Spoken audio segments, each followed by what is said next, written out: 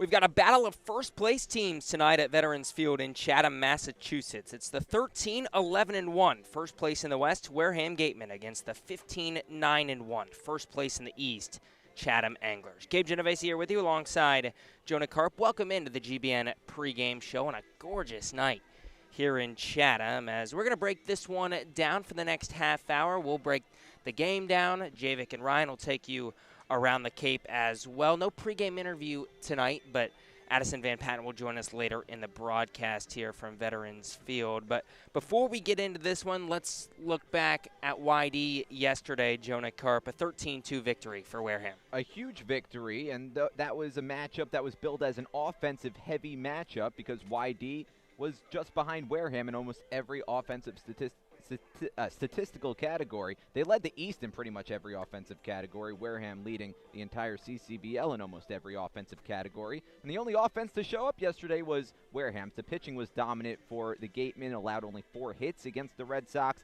7 different players recorded RBIs in the game for the Gatemen. That's darn impressive. Wareham, the 13 runs, but only 2 for the Red Sox, as we just said, and it was the best pitching performance we've seen for Wareham in, well, nearly a week. Without question. It was a first appearance, first starting appearance for Cobb, and he went 3 innings deep, and that was his best performance. That was his longest outing of the season, and that was his best performance of the season. Dillard came in, Williams came in.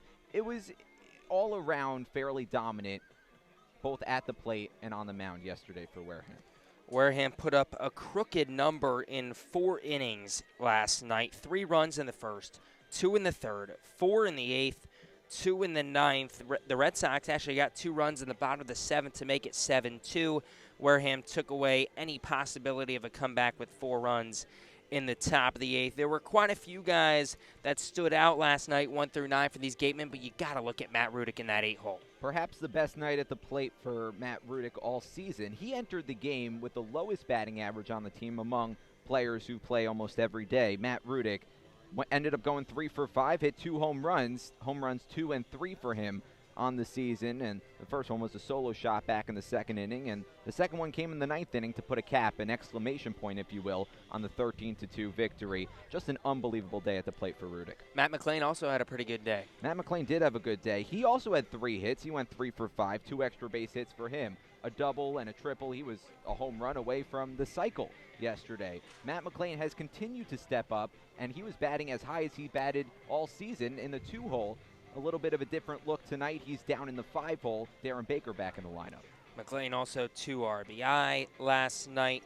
3 RBIs for Rudick on the home runs. It was an all-around great night for Wareham. And to cap it all off, the Gatemen are back in first place in the Western Division. Yes, they are. They're now 1 point up on Cotuit for first in the West. And Chatham, coming off a loss, is 2 points up on Y-D for first in the East after Y-D fell yesterday to Wareham. It's been a flip-flop all season between Cotuit and Wareham. That's been the big battle for first place in a tight Western Division, but not necessarily a good Western Division when you compare it to the East. These two teams, both once again very good offenses. Wareham has scored 137 runs this season. That's 2nd in the league. Chatham has scored 116 runs. That's 4th in the league. But Wareham has had Chatham's number not just this season, but for the past couple of seasons. Wareham's 10-0 in the last 10 games against the Chatham Anglers. That includes 3 games this year, 3-0. The sweep in the championship series last season in the postseason to make it 5. And Wareham didn't lose to Chatham in the regular season last year as well. I mean, these Gatemen just don't want to lose to the Anglers. You have to go back 2 years to the day to find the last time the Anglers took down the Gatemen. It's been 730 days since the last time the Anglers defeated the Gatemen. Could change tonight. You know, anything could happen on any given night. And yesterday, the Anglers' win streak against the Harwich Mariners was snapped at 10 games. So we'll see. Thanks for tuning in tonight on GBN and 1420 WBSM New Bedford. We'll bring you Gatemen Baseball all night long as Wareham, 13-11-1, first place in the West, takes on the Chatham Anglers, 15-9-1, first place in the East. Okay, we're going to take a break. On the other side of the break, Javik and Ryan will take you around the Cape, give you all the updates from around the Cape Cod Baseball League. You're listening to Gatemen Baseball on 1420 WBSM New Bedford and the Gatemen Baseball Network.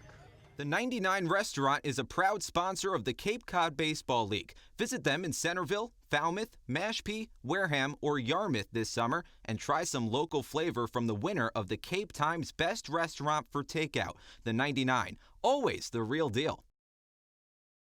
The Wareham-based Y-D Makepeace Company, founded in 1854, is the world's largest cranberry grower and the largest private property owner in eastern Massachusetts. The company supports organizations like the Wareham Gatemen and projects like the outdoor cranberry bog classroom that you may have passed on your way in. Visit ydmakepeace.com to learn more.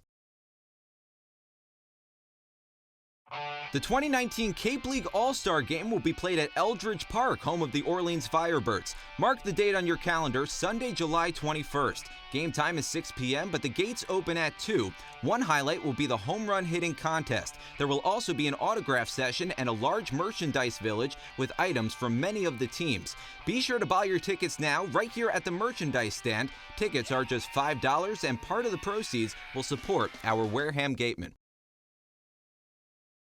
Stop by the Ansel S. Gurney House, where you will find a unique shopping and dining experience. Whether shopping for a special occasion or just to treat yourself, you'll find what you're looking for in one of the 11 themed rooms. There's also a cafe serving fresh homemade lunches overlooking the extensive gardens. The Ansel S. Gurney House is located at 403 County Road in Marion.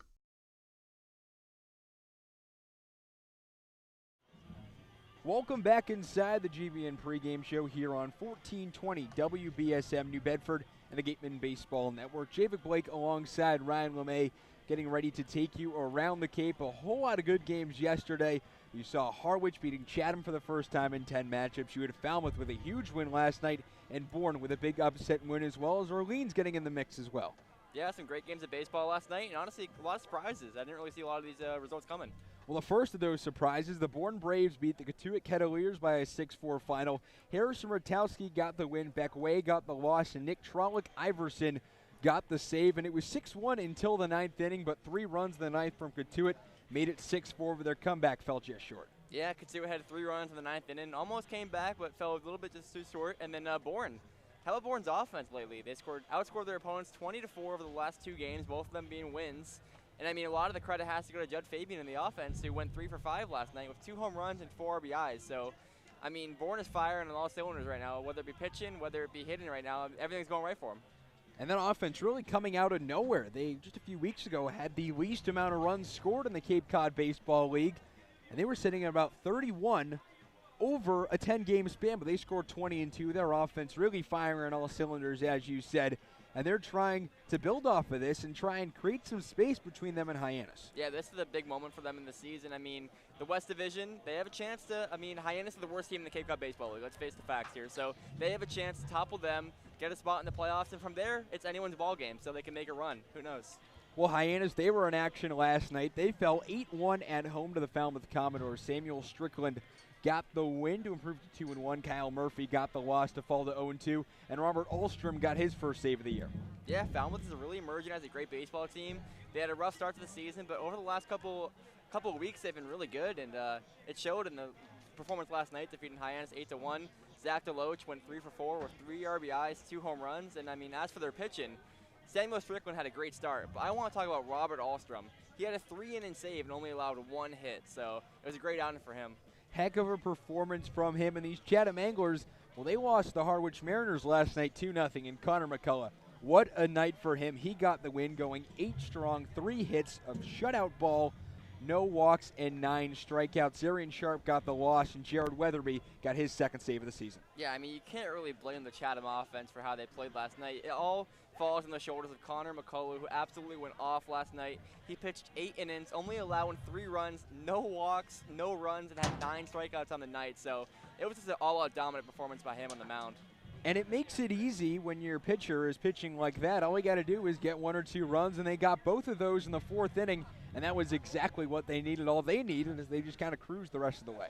Yeah, and I mean, Chatham's in for another tough test tonight against Ian Bedell for the Wareham Gatemen. He's another great pitcher on the mound, so back-to-back nights where Chatham may struggle offensively. And talking about great pitching, well, that's exactly what Orleans needed, and they got it for Isaac Escada. He got his first win of the year. Chance Huff getting the loss for Brewster as Orleans won that one 6-3, and Escada came out of the bullpen, but what a bullpen performance he had. Yeah, that was a fantastic performance from Escada. He went 6 innings in the shutout relief, only allowing 3 hits and striking out 8 batters, so what a night for him. And I mean, this is a huge win for Orleans. They snapped a 6-game losing streak, and this is big for them because the Eastern Division, it was kind of slipping out of their grasp, but now they're right back in the mix of things with that big win last night. And they snapped that 6-game losing streak and avoided falling into 4th place of the Brewster Whitecaps as we look towards today.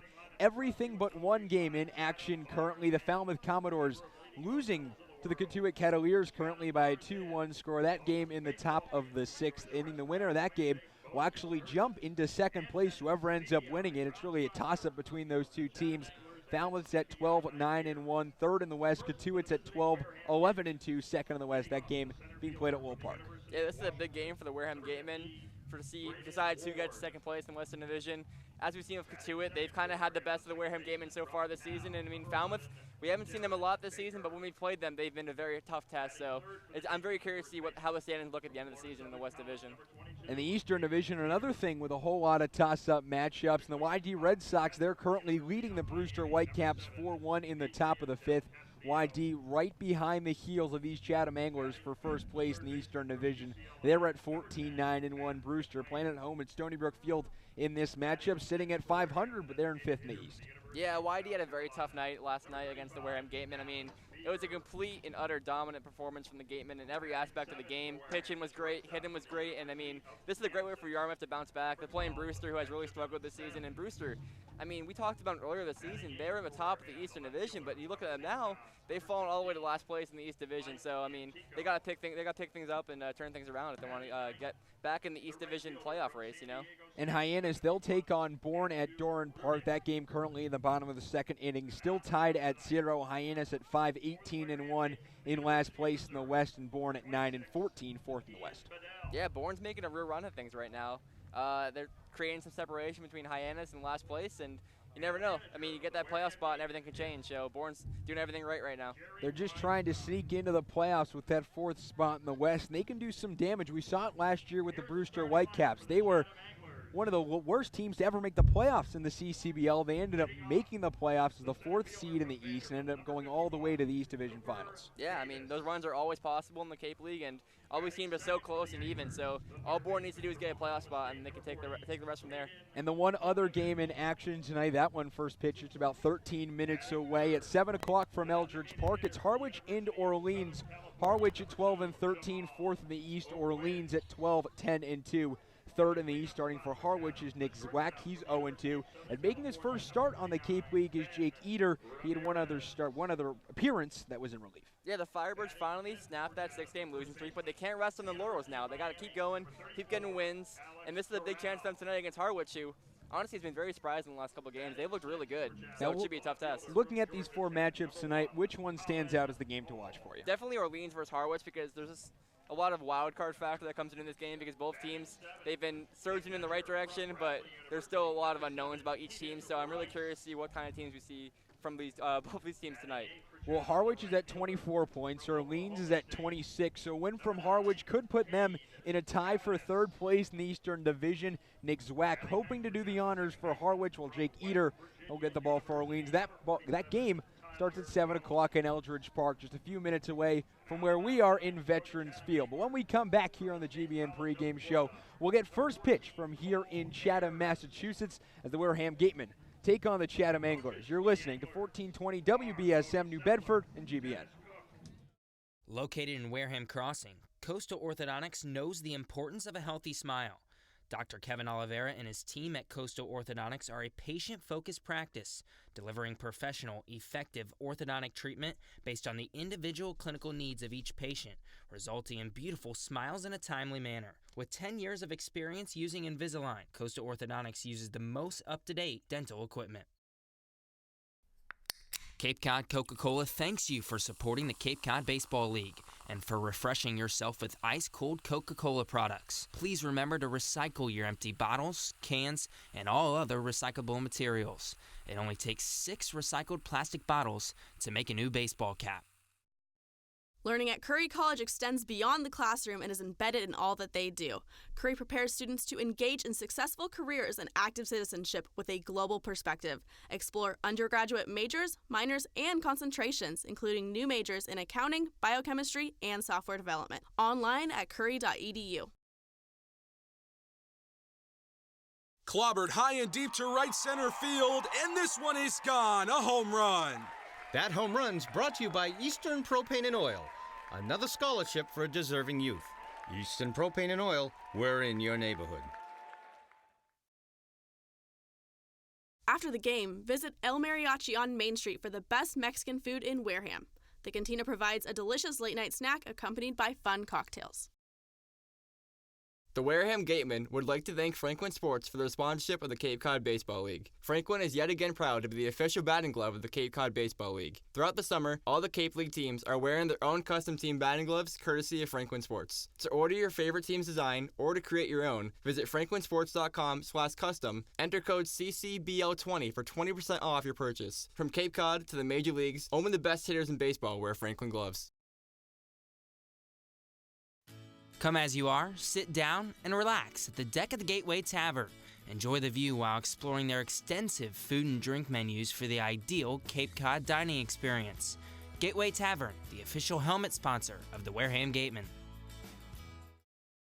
Joanne Stevenson and William Ravis Real Estate, a double play when it comes to selling or buying a home. With 19 years of experience in residential real estate and ranked #1 globally, they are sure to help you with all of your hopes and dreams. William Ravis Real Estate, the official real estate company for the Boston Red Sox, and Joanne Stevenson, your hometown agent, proudly support the Wareham Gatemen.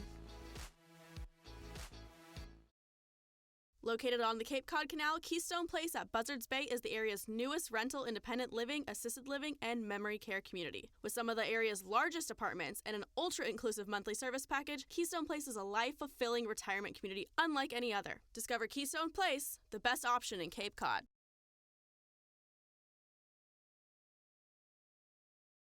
One of the Gatemen's favorite places for their post-game meals is Cool Cone, where you can get anything from fried clams and fried chicken to an ice cream sundae, and then top it all off with a round of mini golf. Cool Cone, located on Route 6 on the Wareham-Marion line. The law firm of Lang, Exafaris & Bullard, providing families and businesses in the greater New Bedford community with legal services for 40 years. We look forward to serving you. For an appointment, call 508-992-1270. We invite you to learn more about the law firm of Lang, Exafaris & Bullard by visiting our website, lxblaw.com. Legacy Insurance Agency at 213 Main Street here in Wareham can offer you coverage for all your insurance needs. We have the bundle discounts, the accident forgiveness, the vanishing deductible, no loss, etc. But unlike those gimmick companies, we can quote you with multiple carriers. So forget the lizard and price tool and come talk to a professional. We'll help you find what's right for you. Got legal trouble? Attorney Mark Deshays is here to help the greater New Bedford area with real estate and business law, estate planning, and probate. Visit him today.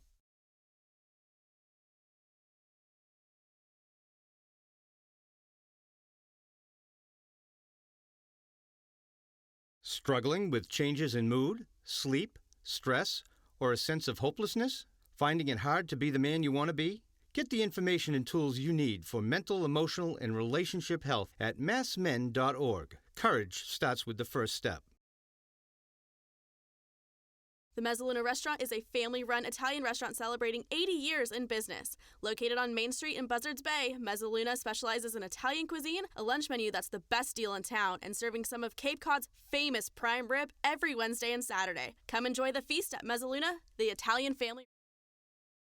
Does your insurance agent know you by name, analyze your stats, and help you with your game plan? If the answer is no, then it's time to draft Morse Insurance. Their local team will get to know you, assess your risk, and develop a strategy to protect your home, auto, or business. Visit us online at morseins.com. Hashtag Morse, of course, has your back. Northeast Maritime Institute's College of Maritime Science is a proud sponsor of the Wareham Gatemen.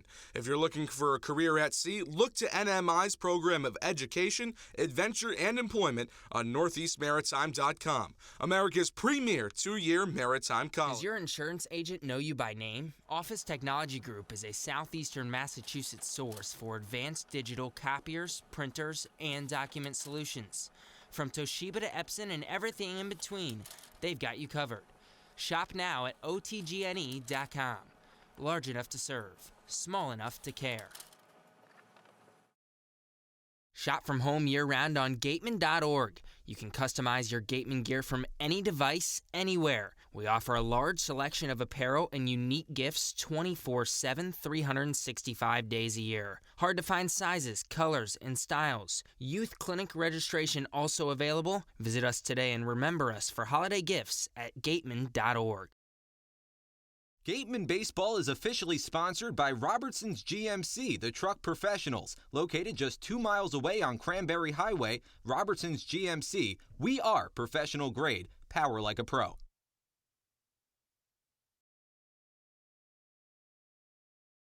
Need physical therapy? Select Physical Therapy works directly with you and your physician to create a plan of care that meets your goals and needs, with 6 locations on Cape Cod and more across the country. Select Physical Therapy is the official provider of athletic training for the Wareham Gatemen. Soft as a Grape has 10 retail locations on Cape Cod. So even when you're cheering on your Gatemen at any away games, stop into a Soft as a Grape store for the best Cape Cod products. No trip to the Cape is complete without a trip to Soft as a Grape.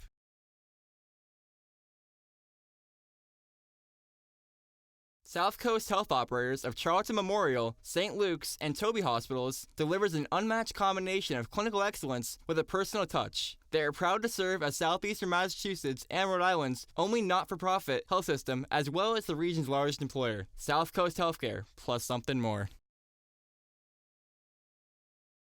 Whether you're brewing a lager or an ale, Stone Path Malt has got you covered. Stone Path Malt, the local provider of quality malt for all your favorite New England craft breweries, is right here in Wareham. For your next night out, stop by their new tap room.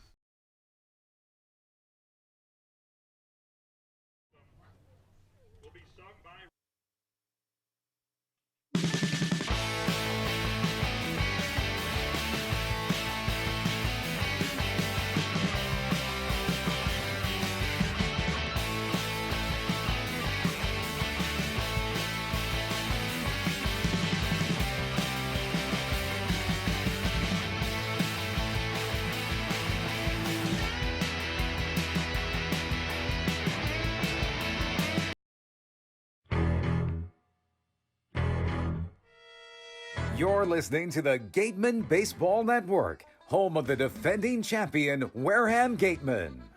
From Spillane Field in Wareham, Massachusetts, opening day, Cape Cod Baseball League. Jonah Karp, Gabe Genovesi with you. Pleasure to be your eyes and ears for the broadcast. Addison Van Patten here with manager Jerry Weinstein for the Manager's Show, and here with Brandon Fott. Now, Brandon, you got the win for tonight. It's an 80% chance of rain here in Wareham for the rest of the day, and the Gatemen have been forced to move inside to take BP in the cages. Ground ball back up the middle, past the glove of Fetterman and into center field.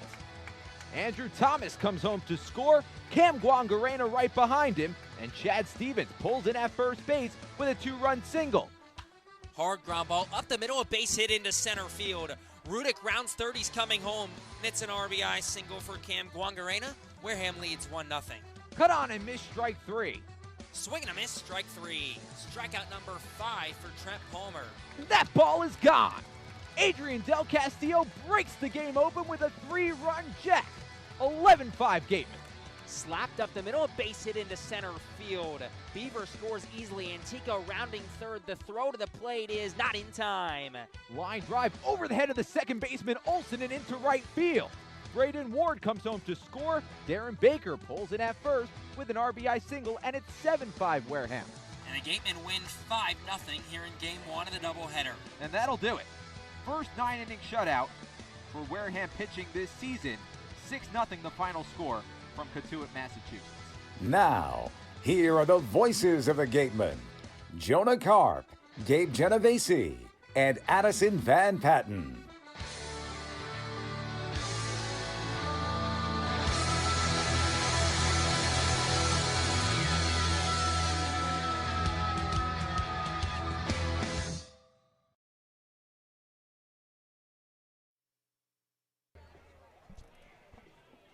Back here at Veterans Field, a battle of first-place teams tonight in Chatham, Massachusetts. It's the Wareham Gatemen, first place in the West, against the Chatham Anglers, first place in the East. We've broken this one down for you. We've got a battle of two great offenses here in the CCBL, and now we'll go to our players to watch. We'll start with Wareham tonight. Who you got for the Gatemen, my friend? It's got to be Matt Rudick. He wouldn't have been my choice before yesterday, but the dude went 3 for 5 with 2 homers, his best offensive night of the season. He's back in the lineup. He's the number 9 batter instead of in the 8-hole tonight. So we'll see. I mean, he provides speed at the bottom of the order, and perhaps he'll provide some power at the bottom of the order. For Chatham tonight, the home team who just took the field to play some defense here in the first, who you got? Well, that's a good question. I'm going to take Caden Polkovich. The guy's been... Yeah, the guy's been good, to say the least, this season. This is a Chatham team that currently draws the most walks in the CCBL, and Caden Polkovich is batting second for a reason. He knows how to get on base. Caden Polkovich, a .288 hitter, a .413 on base percentage. You mentioned the walks for Chatham this season. They're very patient at the plate. Cole Ayers is taking the bump tonight for the Chatham Anglers. Ayers comes in his fifth appearance tonight with Chatham. This is only his second start of the season, and he's been solid this far. 14 1/3 innings pitched, 14 hits given up, 6 runs, 5 earned, 5 walks, 15 strikeouts for Ayers. It all adds up to a 1-0 record, a 3.14 ERA, and opponents hit just .250 against the 6'2", 180-pound righty. Braden Ward leads it off tonight for the Gatemen. Darren Baker hitting second. Jacob Teeter in the 3-hole. They're the 3 due up to lead off this ball game. And we'll give you the Gatemen starting 9 right after the first pitch from Ayers. Fastball right down Main Street, 0-1, 7-0-1. First pitch tonight here at Veterans Field. Adrian Del Castillo, the Miami Hurricane, in the cleanup spot tonight for the Gatemen. Matt McLean, who's been hot as of late, a .316 hitter this season, hitting 5th. 0-1 fastball on the outside corner, 0-2. Dallas Beaver DHing tonight, hitting 6th. Benjamin Sems at shortstop, hitting 7th. Ayers a deep breath as Ward steps back in. The 0-2 pitch to the lefty, Braden Ward. Curveball chopped off the front foot of Ward. We'll do it all over again. Mike Antico back in the lineup in left field, hitting 8th, and Matthew Rudick, the hot bat right now, riding a 6-game hit streak, rounds it out, hitting 9th. Ward, the Washington Husky. Ayers played his freshman season as the 0-2 is lifted foul out of play on the third baseline. We'll stay at 0-2. Ayers played his freshman season at Kentucky in the SEC, 26 appearances, all out of the bullpen for Kentucky. An 0-2 record, a 4.05 ERA in 20 innings pitched. 0-2 grounded toward first, corralled by the first baseman Terrell, and he just beats Braden Ward to the bag. One away to begin this ball game, and in steps Darren Baker. Number 11, Darren Baker. Ayers in those 20 innings pitched gave up 26 hits. Struggled with his control, 16 walks, 19 strikeouts, but get this, 24 runs allowed, only 9 of them were earned for Ayers. First pitch to the lefty Baker, lifted foul out of play on the third baseline, 0-1. Opponents hit .325 against him. And he didn't have the greatest of freshman seasons at Kentucky.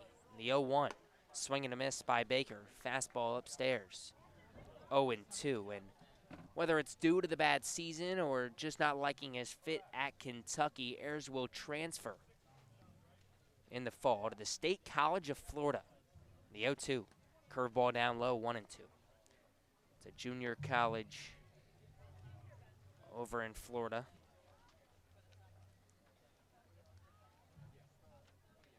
He sets here, the 1-2. Fastball high, Baker popped it up on the infield, foul territory, third baseline. Ball caught by the third baseman, Polkovich. 2 up, 2 down for Ayers, and in steps Jacob Teeter. The first baseman from Florida Southern College, number 22, Jacob Teeter. 2 down, top of the first, no score between the Gatemen and the Anglers. Teeter part of 4 straight lefties to begin this lineup for Wareham. Matt McLean hitting 5th tonight is the only righty in the lineup for Wareham as Teeter takes a ball low and away, 1-0.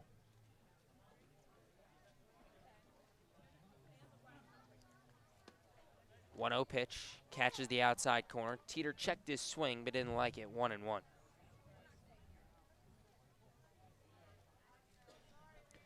Ayers was used kind of exclusively in that, 1-inning type of guy as Teeter crushes one to the opposite field and left, chasing and dropping the ball is Hall in left field.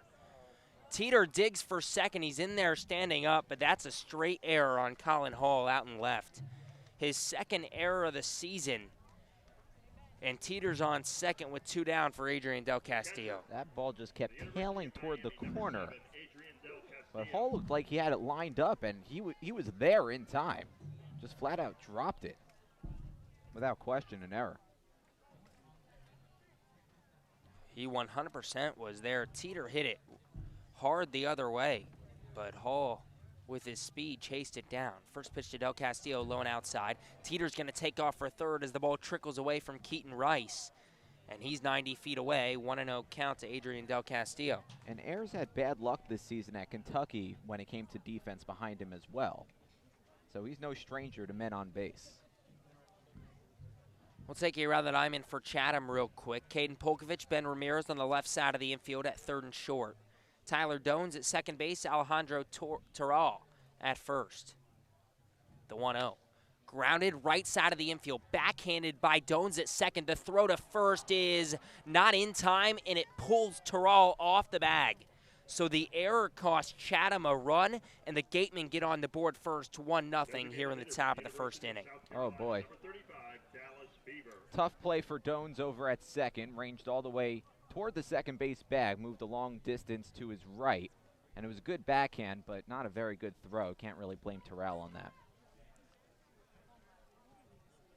That'll bring up Matt McLean, who steps in from the right side. Curious to see if they give Del Castillo an infield single or rule that an error. And they're going to give Del Castillo a hit. So it's an infield RBI single for Adrian Del Castillo as Matt McLean gets hit on the elbow. The front elbow. And this could not be any worse for Cole Ayers after the first 2 outs. Bit surprising as well. And that was a lazy ground ball to retire Braden Ward, and then a pop out in foul territory to Polkovich, the third baseman. And all of a sudden, that dropped ball proved costly. Dallas Beaver steps into center stage. DHing tonight for Wareham, a .347 hitter. First pitch to him. Line drive down the left field line, a fair ball. Del Castillo will score easily. Beaver books for second. McLean puts the brakes on at third, and Beaver is out at second base as he slides in. A good throw from Cade Cabanis.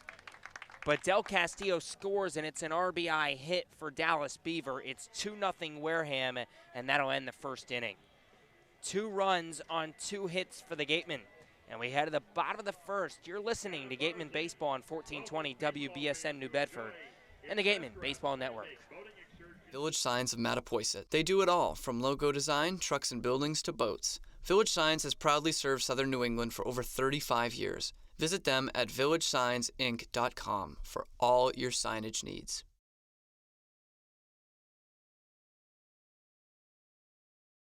The Gatemen would like to thank Wareham Country Market for helping to feed the Gatemen players and staff after games. They are located about a quarter of a mile from the field on Route 6, offering a convenience store, a Dunkin' Donuts, and a deli. Wareham House of Pizza has been serving Wareham and Marion for over 40 years with steak and cheese, pizza, and subs. Located in Shaw's Plaza, head on over for pickup or let them deliver to you.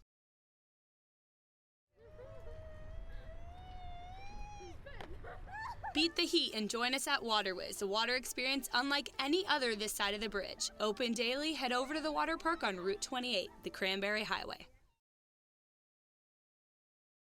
The 99 Restaurant is a proud sponsor of the Cape Cod Baseball League. Visit them in Centerville, Falmouth, Mashpee, Wareham, or Yarmouth this summer and try some local flavor from the winner of the Cape Times Best Restaurant for Takeout, the 99. Always the real deal.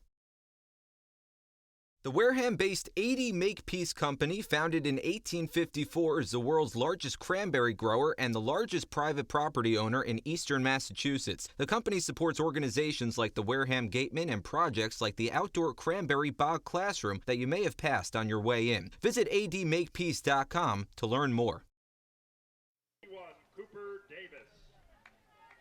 Wareham 2, Chatham nothing. Bottom of the first we go here at Veterans Field. 2 runs on 2 hits to begin this game for Wareham, and now Ian Bedell takes the mound for the Gatemen tonight. Cooper Davis, Caden Polkovich, Jamal O'Gwynn, the 1-2-3 hitters for Chatham to begin this ball game.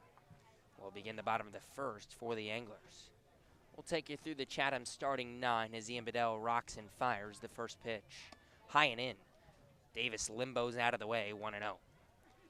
Ben Ramirez, the shortstop, hitting cleanup tonight. Alejandro Toral, a 143 hitter, batting 5th. The 1-0 from Bedell, lone outside, 2-0. Colin Hall in left field, hitting 6th. Keaton Rice, just 15 at-bats this season for Chatham, but he's 6 for 15, hitting 7th. 2-0 at the knees, 2-1. The 2-1 from Bedell. Fastball, swing and a miss, 2-2. Cade Cabanis, the right fielder, hitting 8th tonight for Chatham. And Tyler Dones rounds it out, playing second base, hitting 279, batting 9th. The 2-2 from Bedell. Swing and a miss, strike 3 on a fastball right over the heart of the plate. Cooper Davis strikes out, 1 up, 1 down for Bedell, and a strikeout brought to you by Lang, Exafaris, and Bullard. Head to alexblaw.com to seek a trial attorney in the New Bedford area. Bedell has been money this season for Wareham. 4 starts, 19 2/3 innings pitched. As he sets and deals, the first pitch fastball upstairs, 1-0 to Polkovich. In those 19 2/3 innings pitched, Bedell has given up just 12 hits, 2 runs. 1-0 fastball misses just high and outside, 2-0. Both runs came in his last start. 3 walks, 20 strikeouts for Ian Bedell, make it 21 strikeouts. 2-0 changeup, fouled off behind home plate, 2-1. It all adds up to a 2-0 record, a 0.91 ERA, and opponents hit just 174 against the righty from Missouri. 2-1 to Polkovich, swing and a miss on a 91-mile-an-hour fastball, 2-2. Bedell loves to work quickly. When he gets in a rhythm, he doesn't stop. The 2-2. Off speed, low and inside, count runs full. Bedell has been a starter this season for Wareham. Only started once for Missouri. 3-2, popped up foul out of play. Lands on top of the press box, down the third baseline, 3-2. Stays the count. Bedell only started once for Missouri, but he was locked in that closer-type role. As Polkovich foul tips one back into the glove of Del Castillo, strike 3. 2 up, 2 down, 2 strikeouts for Ian Bedell, and another K brought to you by Lang, Exafaris, and Bullard. Head to alexblaw.com to seek a trial attorney in the New Bedford area. 2-0 Wareham, bottom of the first, and in steps Jamal O'Gwynn. He takes the ball inside, 1-0. Bedell with a 3-1 record, 5 saves, a 1.56 ERA, and 40 1/3 innings pitched for Missouri. 1-0 curveball right over the heart of the plate, 1-1.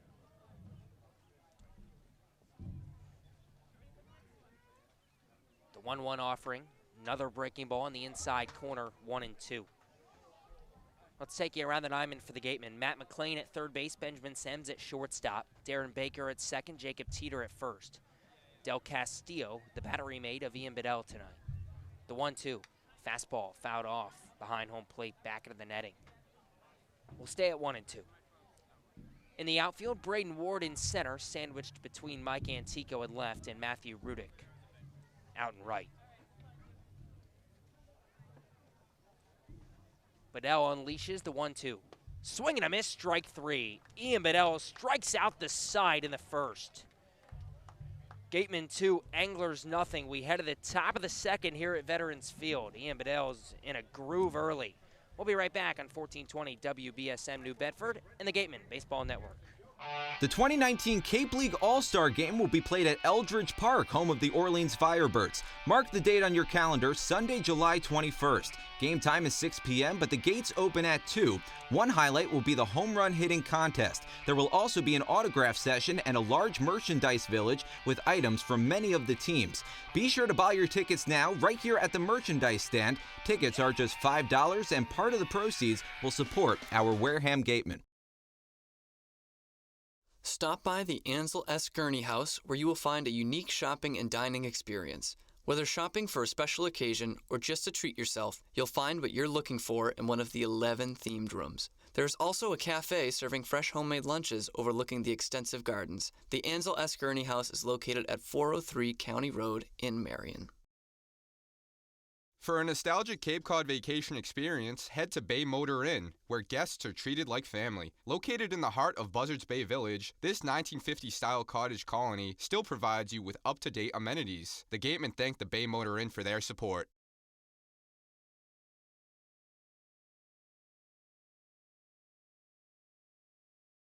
The Bay Point Golf Club offers a unique collection of 18 championship golf holes, a beautiful banquet facility, and a club host that has a fully stocked pro shop. The Bay Point Grill is a perfect place to grab a meal or watch a game. The course is located off Onset Avenue in Buzzards Bay. The Gatemen thank you for your support. Benjamin Sems leads off the top of the second with an infield single for Wareham. He's on first, nobody down, and that'll bring up Mike Antico. 7, 8, 9 hitters due up for Wareham here in the second. Matthew Rudick to follow Mike Antico. The single for Sems was a hard hit ball to second. One hopper diving stop made by Tyler Dones, but he threw from his knees and Sems beat it out. So he reaches for his 21st hit of the summer, and that'll bring up Antico from the left side. First pitch, swing and a miss, 0-1 on an 89-mile-an-hour fastball. Antico has been struggling as of late. 243 hitter for Wareham. Ayers back out on the mound for his second inning of work. The 0-1. Misses outside, 1-1.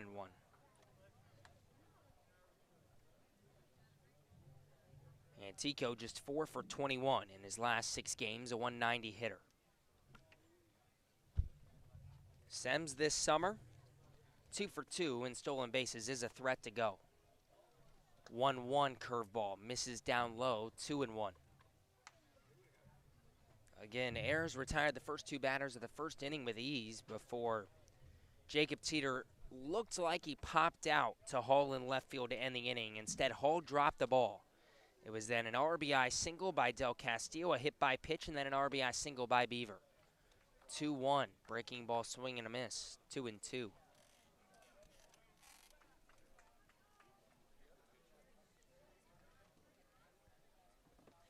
Antico, the 5'10", 200-pound senior from St. John's. The 2-2, low and in, count runs full. Chatham in their home whites tonight. Red numbers, blue lettering.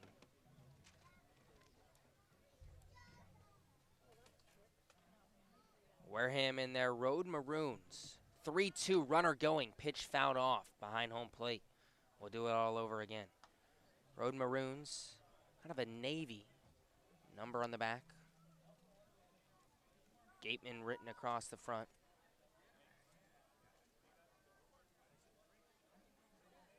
Sems will have to walk back to first after the foul ball, and that's what we're waiting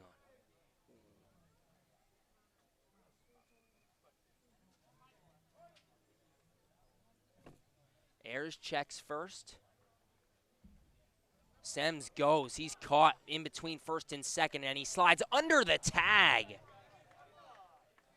The throw from the first baseman, Terrell, was a little high, And Ramirez couldn't get the tag down. Sems was caught, but he steals second. Wow, that was a heck of a jump by Benjamin Sems.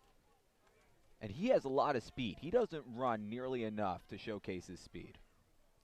That's his third stolen base of the summer. He's now 3 for 3. Just to clarify, Ayers did throw to first on the pickoff, and Sems took off, and he beat the throw to second. 3-2. Antico checked his swing. He did not go around. Pitch low and outside. Antico on with a walk. And Sems goes to third on the pitch that just trickled from Keaton Rice. I don't think Keaton Rice saw Sems, but he swipes third base, and it's runners on the corners with nobody down. How about the heads-up base running by Benjamin Sems? That ball didn't get a whole long distance from Rice, the catcher, but, you know, enough where Sems, who was standing about 5 steps off the second base bag, said, you know what, I'll just take the bag. Matthew Rudick to the plate, first pitch to the lefty, and actually Ayers is going to throw over to first. Antico dives back safely. Rudick with runners in scoring position this season, just a 176 hitter. And 17 at-bats. Wareham already up 2-0 here in the top of the second. Rudick shows bunt, pulls it back on a pitch low and away, 1-0. Rudick coming off the big night last night. 3 for 5 with 2 bombs. Solo shot in the second, 2-run home run in the ninth for 3 RBIs. 1-0, he lays a bunt down right to Ayers. Sems charges, and now he's caught between second and third. Sems gets chased back to third, and now he's going to take off for the plate. The throw to the plate and the tag out of Sems by Ayers. Everybody advances for Wareham, so Antico makes it all the way to third. On the bunt, Rudick goes to second. It's second and third, 1 out. Just not a good bunt for a squeeze by Rudick. No, and I'm guessing that was the intention, that they were going to run the squeeze play, but you have to assume that off the bat, if the bunt's not going to get far enough away from home plate, maybe taking off from third is not the smart move. Honestly, either way, we probably would have ended up in a second and third 1-out situation. Right. If Sems would have held, Antico would have made it to second, Rudick would have been out at first. And now here we are, second and third, 1 down for Ward. First pitch to him, way high at the eyes, 1-0. Wareham 2 runs in the top of the first. They have a 2-0 lead over the Chatham Anglers here in the top of the second. 1 down, Antico on third, Rudick on second, leadoff hitter Braden Ward to the plate. Whole infield in for Chatham on the grass. The 1-0. Popped up foul down the third base line, actually flies right over us. 1-1. Ward 0 for 1 tonight. Grounded out to Terrell at first base to lead off the ball game. Braden Ward just 3 for 15 with runners in scoring position this summer. The 1-1. Line drive, center field. Will it get down? It will. Lands right in front of Davis. Coming around third is Rudick. The throw is cut off. Rudick scores standing up, and it's a 2 RBI single for Braden Ward. RBIs number 12 and 13 on the season, and the Gatemen lead 4-0 here in the second. Braden Ward must love playing here at Veterans Field. Led off the last game a couple weeks ago when they played here with a solo home run. That was his first of the season. And then tonight with a 2 RBI single.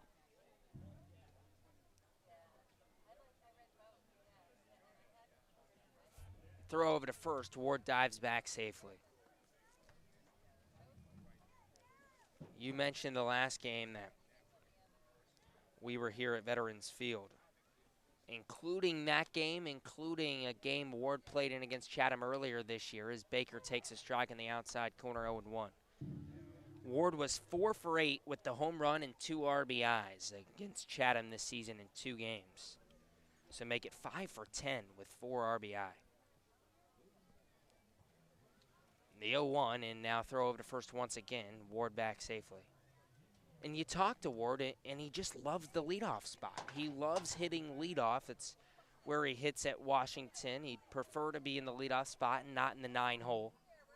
As he takes off here, pitch outside, throw down to second is in time. Ward gets caught stealing for the 4th time this season. He's now 14 for 18. And there's 2 down here in the second. You like the aggression on the base paths, especially when you're up by 4, and there are very few, if any, players in the Cape League that can run better than Braden Ward, but sometimes he doesn't get the best jumps and make the smartest decisions. 1-1 high and out, 2-1 to Baker. I will say this, on your point there, he's now been caught stealing 3 times in the last 5 games. He was, as Baker skies one, shallow left, and that ball is caught by the shortstop Ramirez for the 3rd out of the inning. Well, we'll finish the thought on Ward a little later. 4-0, the Gatemen lead as we head to the bottom of the second. 2 runs on 2 hits for Wareham. Ward comes through with a 2 RBI single. We'll be right back. You're listening to Gatemen Baseball on 1420 WBSM New Bedford and the Gatemen Baseball Network. For a nostalgic Cape Cod vacation experience, head to Bay Motor Inn, where guests are treated like family. Located in the heart of Buzzards Bay Village, this 1950-style cottage colony still provides you with up-to-date amenities. The Gatemen thank the Bay Motor Inn for their support.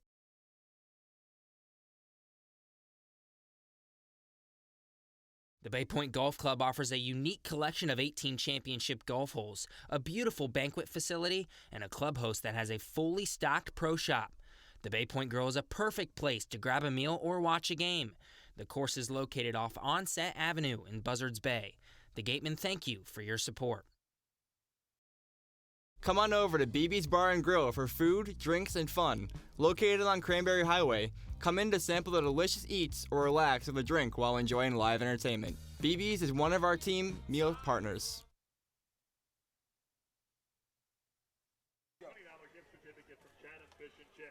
Ian Bedell back out on the bump for Wareham. He'll face Ben Ramirez, Alejandro Toral, and Colin Hall, 4, 5, 6 hitters for Chatham here in the bottom of the second. Wareham 4, Chatham nothing. It's been a fantastic start for the Gatemen tonight. 2 runs on 2 hits in each of the first 2 innings, and they continue to have Chatham's number. Wareham is 10-0 in the last 10 games against Chatham. 3-0 here this regular season. Swept them in the championship series last year. Gatemen winning it all last season in 2018. 8th title in Gatemen history as the first pitch is roped foul out of play on the right field line. 0-1 to Ben Ramirez. And then Wareham did not lose to Chatham in the regular season last year either. 4-0, so that's 9 of the 10 victories. 0-1 to Ramirez. Popped him up down the third base line. Foul. 0-2. And then if you go back to 2017, there was the 10th win, the last regular season game of 2017. And you have to go back 2 years to the day. The 0-2. Line drive, diving and missing that barely is Benjamin Sems at shortstop, and it's the first hit of the game for the Anglers. A leadoff single for Ramirez, and in steps Alejandro Toral. 2 years to the day, the last time Chatham beat Wareham. It's been a long time coming for these Anglers, but Wareham already up 4-0 here in the bottom of the second of this game. Toral steps in from the left side. First pitch from Bedell. Hard ground ball towards second. Could be 2. Baker flips to Sems. Now over to first. They turn it. A 4-6-3 double play. 2 down here in the second. And the Gatemen already up 4-0. Still cruising. In steps Colin Hall. And that double play brought to you by TM Ryder.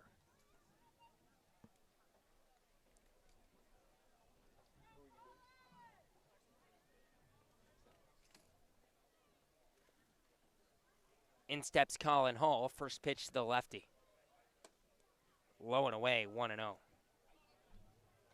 Well, 2 hard hit balls to begin the inning off of Ian Bedell, but Bedell gets the ground ball he was looking for. 1-0, catches, no, just misses off the outside corner, 2-0. And he's back into his groove on the mound. Roxon fires the 2-0. Popped him up, shallow left. It's going to be a long run for Antico. Sems calls him off and makes the catch. The shortstop gets it done. So despite the leadoff single, it's another 3-up, 3-down inning for Ian Bedell. And we head to the third. Wareham leads 4-0. We'll be right back on 1420 WBSM New Bedford and the Gatemen Baseball Network. One of the area's best restaurants is located right up the street, Brewfish Bar and Eatery. Brewfish offers 20 rotating craft beers on tap and creative pub food. Check out their off-the-menu brunch with a Bloody Mary bar and $5 mimosas on Sundays. Join us for outdoor dining and drinks under the tent or for live music, located on Route 105 in Marion. Cape Cod Healthcare is the leading provider of healthcare services for residents and visitors of Cape Cod with 2 acute care hospitals and more than 450 physicians. For more information, please visit capecodhealth.org. Cape Cod Healthcare. Expert physicians, quality hospitals, superior care. To the top of the third we go here at Veterans Field. Let's send it to Addison Van Patten.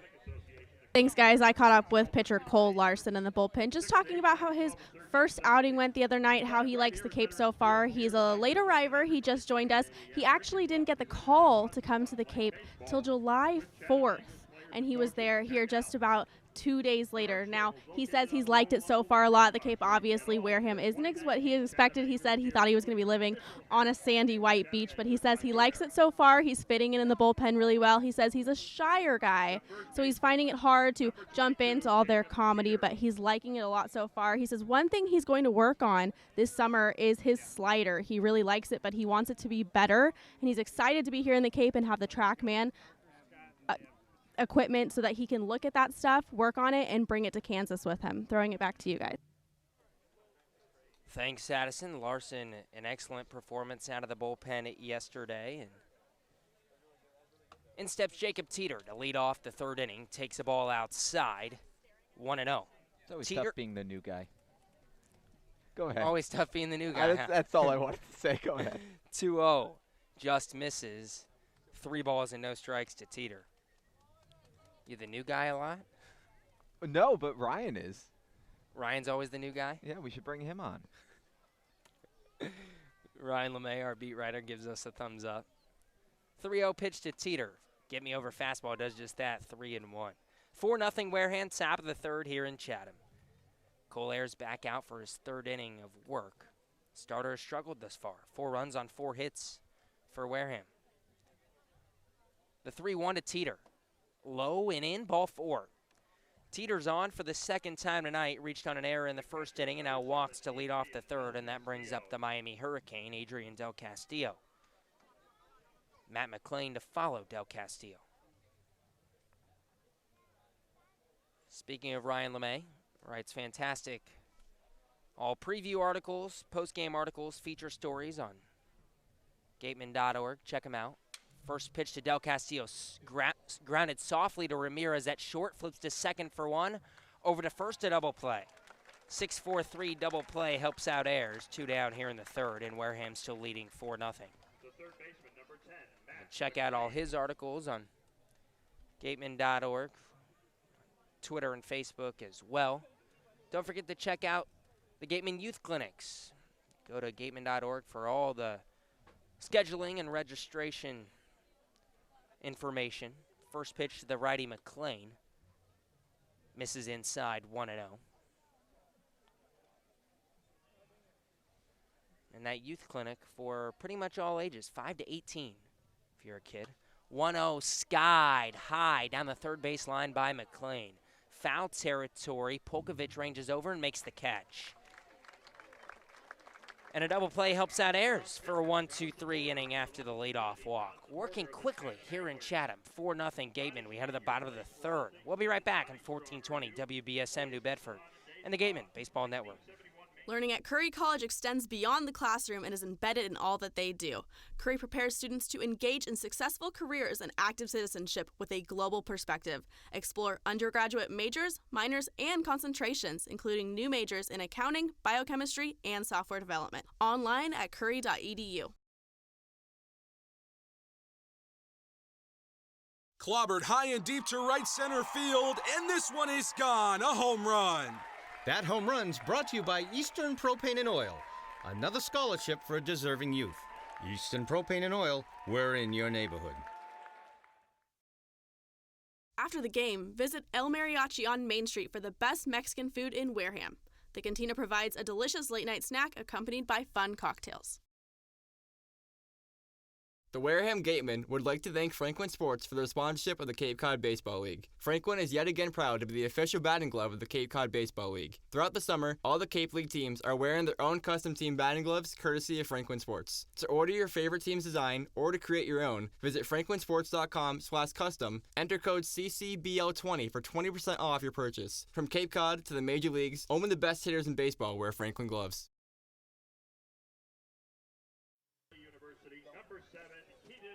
Bottom of the order due up for Chatham here in the third. Keaton Rice, Cade Cabanis, Tyler Doan, 7, 8, 9 hitters due up for the Anglers. Ian Bedell back out for his third inning of work, and he's faced the minimum thus far. Struck out the side in the first inning, gave up a leadoff single in the second, but got out of it with a 4-6-3 double play and a pop out to Sems at short.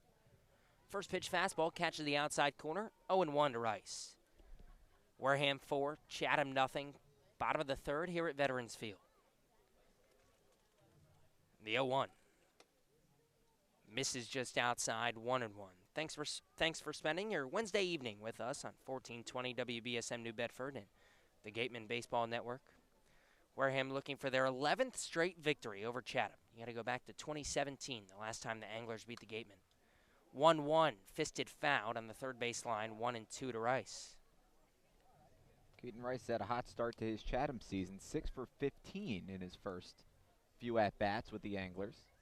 The 1-2 delivery. Curveball on the inside corner, strike 3. Got him looking. Fourth strikeout in 7 batters for Ian Bedell. Strikeout brought to you by Lang, Exafaris, and Bullard. Head to lxblaw.com to seek a trial attorney in the New Bedford area.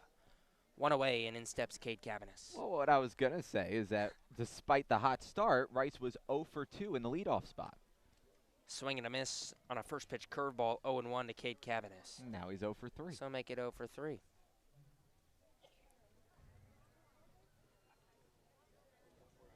The 0-1.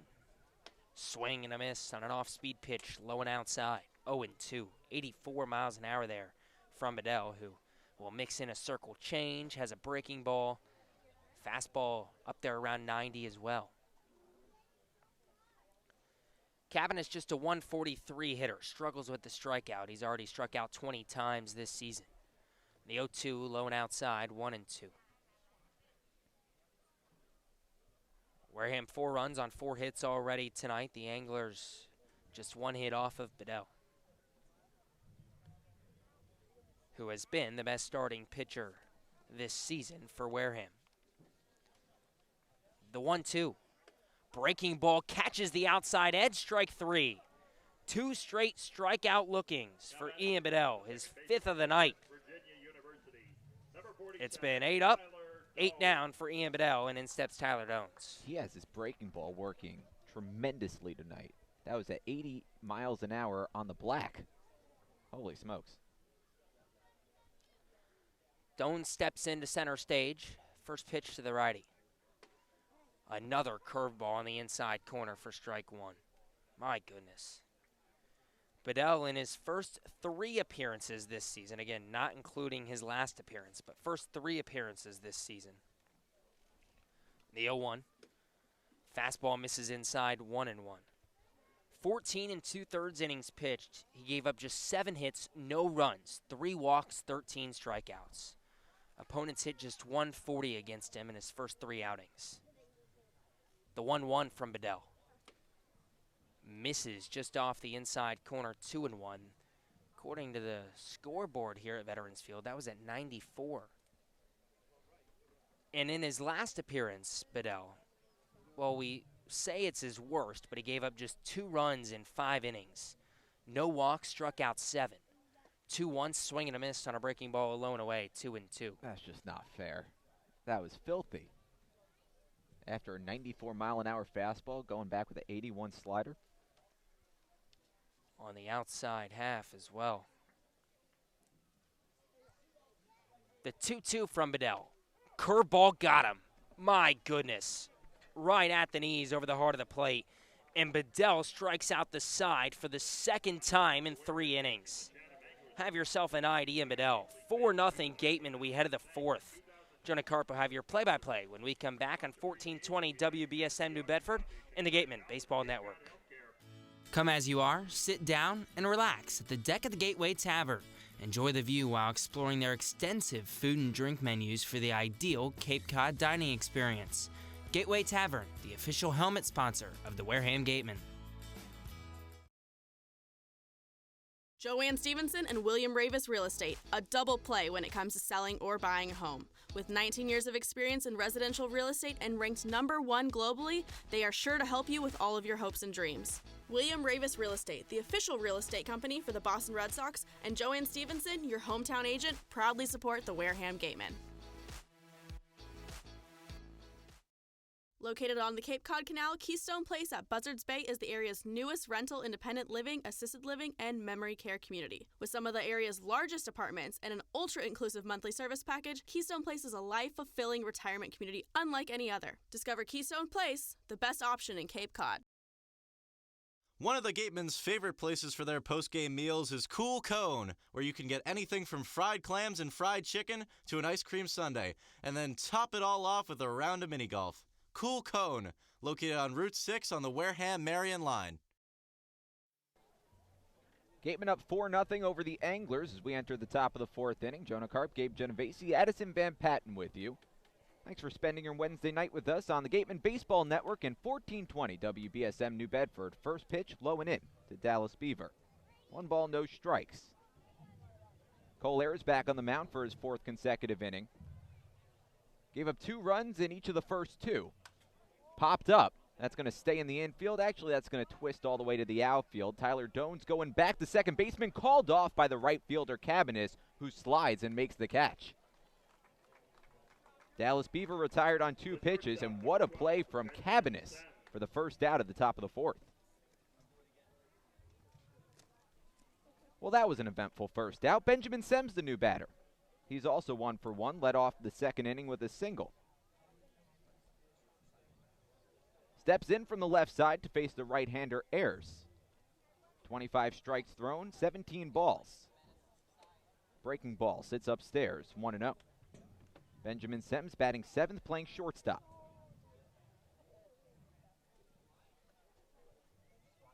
Ayers working quickly. It's slashed down the left field line, and that'll land foul. Couple feet away from fair territory. 1 ball and 1 strike to Benjamin Sems. Sems, the native of Chesterfield, Missouri, the hometown of many athletes. Ryan Howard, Kurt Warner, Max Scherzer included. The 1-1. Laced up the middle, it one-hops the second base bag, and it trickles into center field for a base hit. Benjamin Sems is 2 for 2 tonight. Pulls in at first with a 1-out single. So the Gatemen have a base runner for Mike Antico. Fifth hit of the night for Wareham.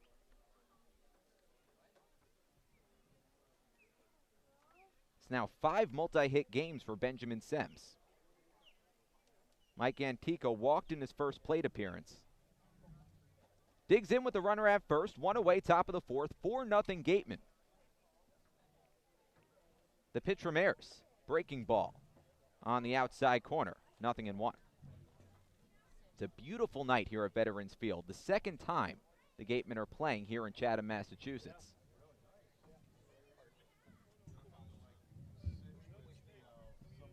Ayers deals from the letters. Antico squares to bunt. Throw back down to first as the pitch was downstairs. Is not in time to get Benjamin Sems. It's a 1 ball, 1 strike count to Antico. Sems back to the first base bag.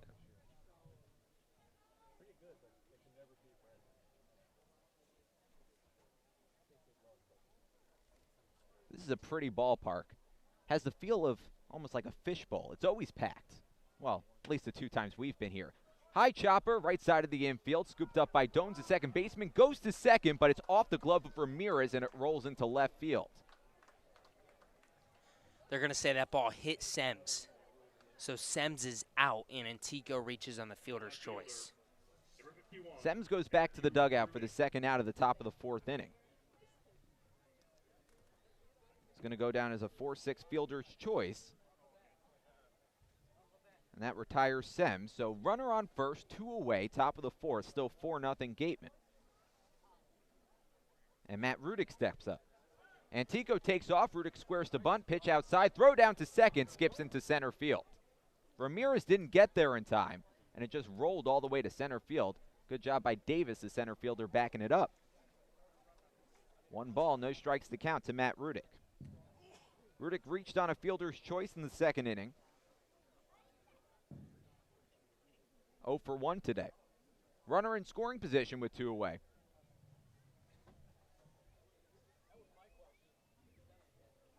Long look in from Ayers. Now comes set at the letters, checks the runner at second base, kicks, delivers the pitch, cut on and missed. 1-1.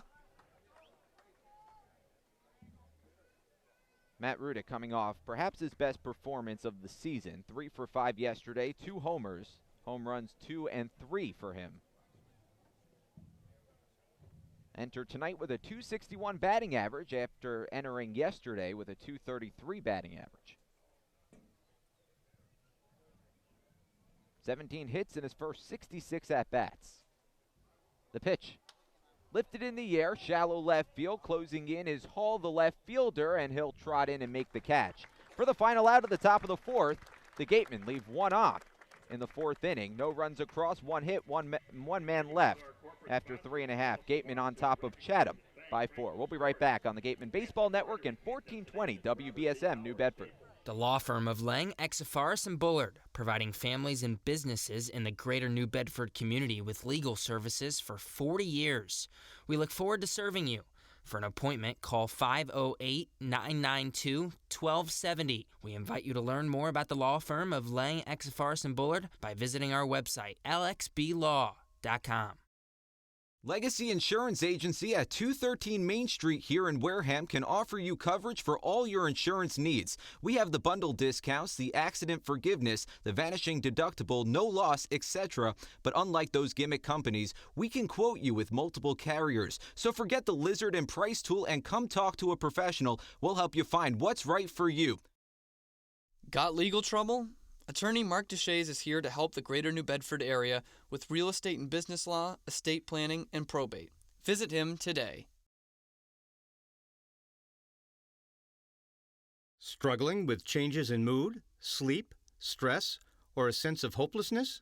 Finding it hard to be the man you want to be? Get the information and tools you need for mental, emotional, and relationship health at massmen.org. Courage starts with the first step. Back to the top of the order in the bottom of the fourth inning. Chatham trailing Wareham 4-0. Only 1 hit tonight for Chatham. The entire team held in check. So far, they were held in check last night in a loss, a 2-0 loss against Harwich. The first time they lost against the Mariners in 10 tries. First pitch from Ian Bedell. Bunted down the third base line. It's a beauty. Matt McLean picks it up, fires to first, and gets there in time. Cooper Davis retired. Hustling down the first base line, but Davis now 0 for 2. That's a heck of a play by McLean to glove that ball and quickly transfer and throw.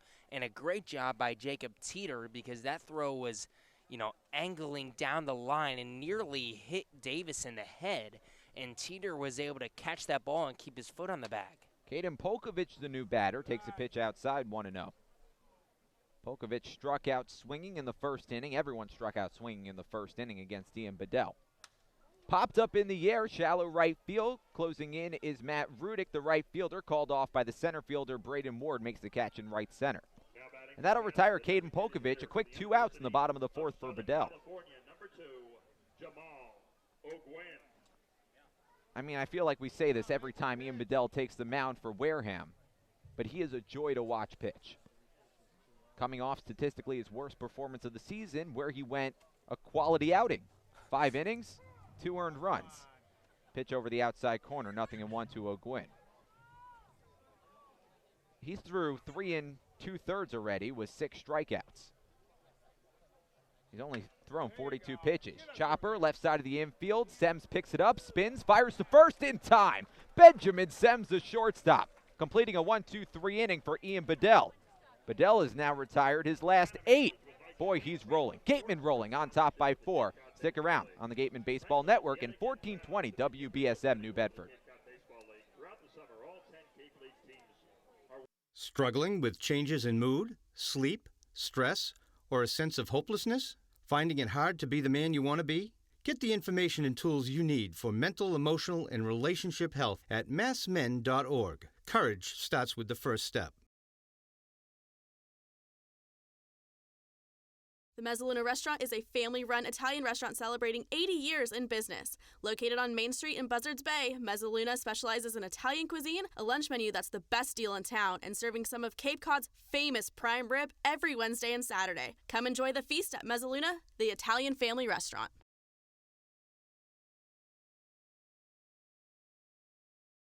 Does your insurance agent know you by name, analyze your stats, and help you with your game plan? If the answer is no, then it's time to draft Morse Insurance. Their local team will get to know you, assess your risk, and develop a strategy to protect your home, auto, or business. Visit us online at morseins.com. Hashtag Morse, of course, has your back.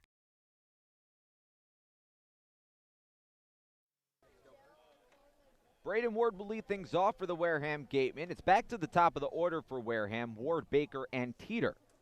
The first 3 up against Cole Ayers in the top of the 5th inning. Gatemen on top 4-0. Jonah, Karp, Gabe, Genovesi, Addison van Patten back with you. Braden Ward digs in from the left side. 1 for 2 tonight. First pitch to him. Lifted in the air, out to right field, chasing Cabinet's back. He looks up, reaches at the wall, and that ball is gone.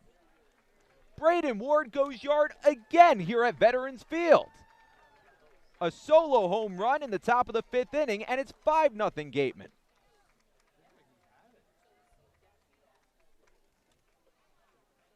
The second baseman, number 11, Darren Baker. Boy, Braden Ward must love playing here. He has done nothing but perform against Chatham this season. He's now 6 for 11 against the Anglers this year. This is his 3rd game. Baker now squares to bunt, pulls the bat back, and takes a pitch downstairs, 1-0. Ward now 2 for 3 tonight. Baker 0 for 2. Ayers misses outside. 2 balls and no strikes. Cole Ayers has thrown 54 pitches in 4 innings. 5-0 Gatemen, fouled off. 2-1. Darren Baker, the son of longtime manager and player Dusty Baker, managed the Giants and the Reds and the Nationals. The pitch, taken over the outside corner, count even 2-2. Darren was drafted out of high school by the Nationals back in 2017. Now a rising junior at UCal.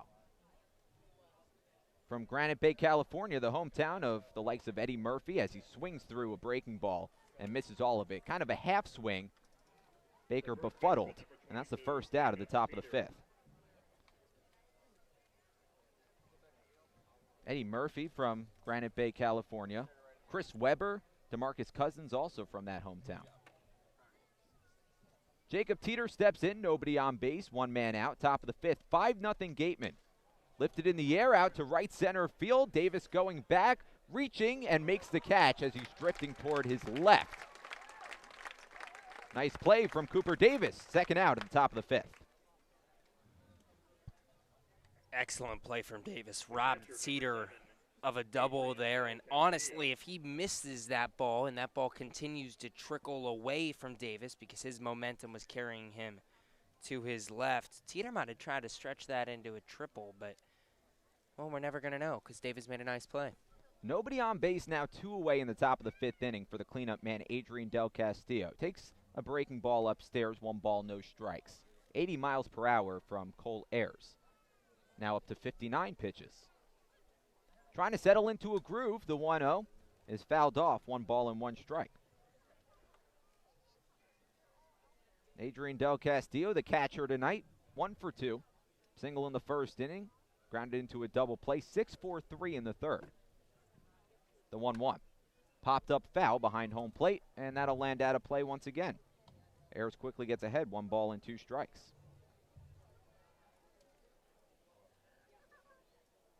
Del Castillo played a number of games at catcher for Miami this season, mostly in right field though.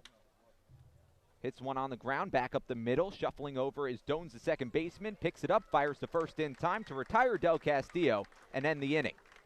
But not before the Gatemen tally on one more, a solo blast off the bat of Braden Ward, putting the Gatemen up 5-0 as we enter the home fifth. Stick around on the Gatemen Baseball Network in 1420 WBSM New Bedford.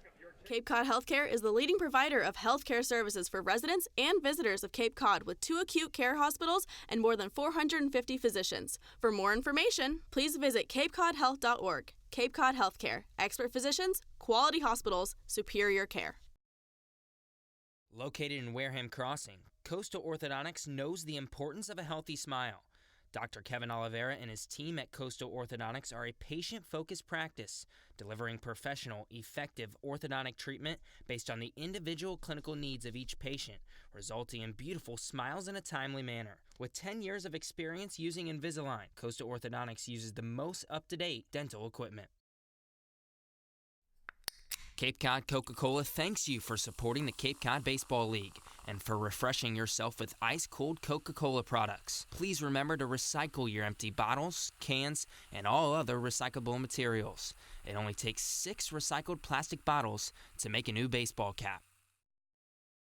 Learning at Curry College extends beyond the classroom and is embedded in all that they do. Curry prepares students to engage in successful careers and active citizenship with a global perspective. Explore undergraduate majors, minors, and concentrations, including new majors in accounting, biochemistry, and software development. Online at curry.edu.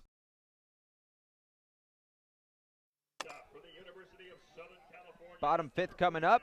Ben Ramirez, Alejandro Terral, and Colin Hall, the 3 due up. Middle order for the Chatham Anglers, trailing by 5. Ian Bedell back on the bump, and he's been rolling to say the least. 4 scoreless innings for Bedell.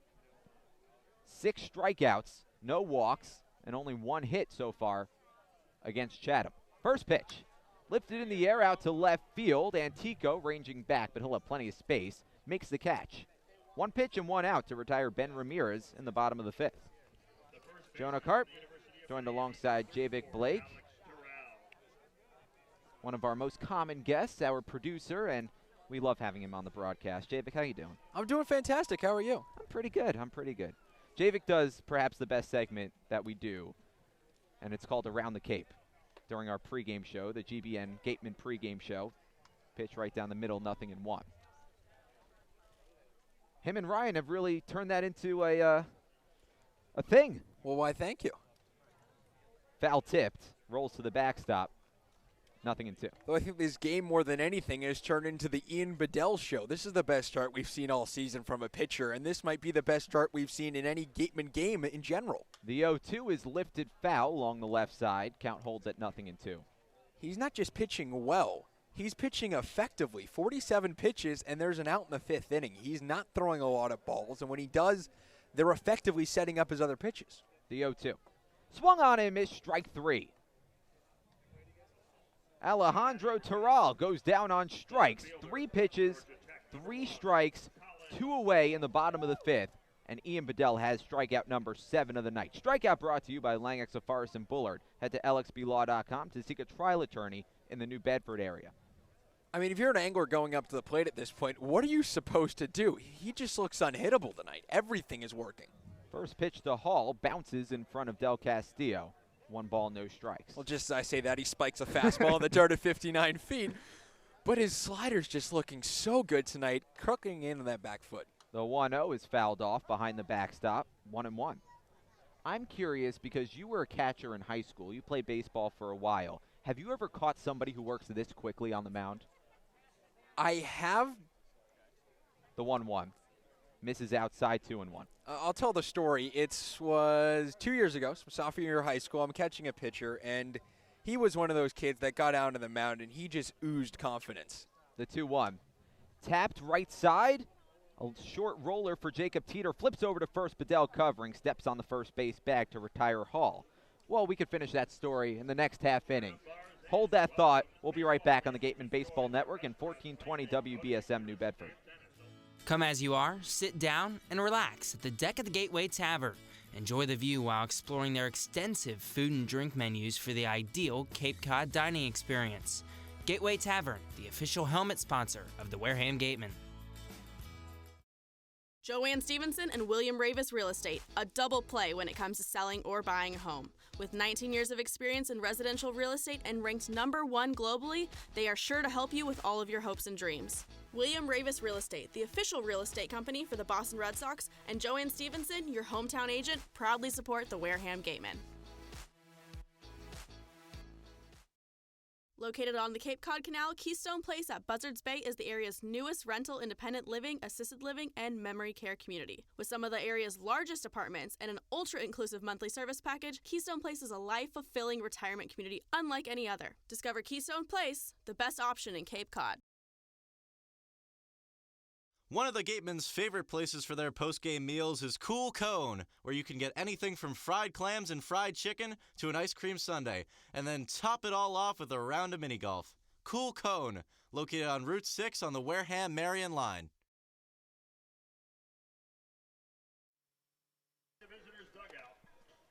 Top of the 6th inning, Matt McLean, Dallas Beaver, Benjamin Sims due up for the Gatemen. Wareham on top by 5, 5-0. Ian Bedell has been cruising on the bump for Wareham. Cole Ayers' night is over after 4.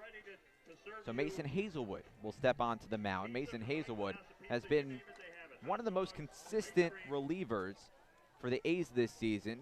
Came off a 2-run, 2-inning game against Falmouth on Friday. He has 22 strikeouts in 13 2/3 innings pitched. He'll face 5, 6, and 7 in the Gatemen order. Jonah Karp and Javik Blake with you from Veterans Field on 1420 WBSM New Bedford and the Gatemen Baseball Network. And 6 of those strikeouts coming against the Gatemen last time they faced each other. First pitch to McLean, taken over the outside corner, 0-1. Javik and I were talking about how he plays, well, he did play high school baseball. It's in the past tense It's now. in the past. It's in the past. He's an adult now. The 0-1 from Hazelwood.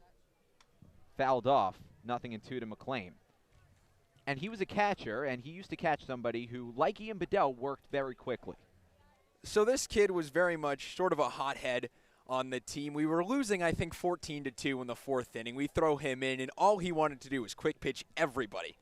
The 0-2 sits downstairs, 1-2. I think he threw 13 pitches in the span of about 3 minutes. It was one of the fastest innings ever, and it's very much the way Bedell's throwing tonight. Now, it wasn't in one of those ways where, I'm just quick pitching you because, I'm trying to be cool. It was a little different than that. Bedell's just working perfectly. The 1-2 sits low again. It rolls under the glove of the catcher, Rice. 2 balls, 2 strikes. He also didn't have 7 strikeouts in 5 innings and just 1 hit allowed. But Mason Hazelwood's trying to keep this game at bay right now, and he pitched very effectively against the Gatemen the last time he saw him. The 2-2 from Hazelwood. Taken upstairs.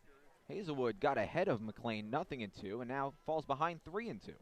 And just to quickly update you on those stats, 3 innings pitched, 9 batters faced, 6 strikeouts, no hits, no walks, no runs. The payoff from Hazelwood. Inside ball 4. 4 straight pitches out of the strike zone against Matt McLean. And after he fell behind 0-2, McLean works a full count walk to begin the 6th. And that's just about the worst thing you can do after getting up 0-2. They say the worst thing you can do up 0-2 is allow a hit the very next pitch. Well, it very might well be throwing 4 straight balls and just having trouble finding the strike zone. Now the Gatemen have a runner on first. Nobody out, top of the 6th, threatening once again on top by 5. Dallas Beaver, the new man up. Hazelwood checks the runner at first, deals, and fires one right down Broadway, 0-1. Hazelwood has good stuff. Earlier this season, he actually pitched an immaculate inning.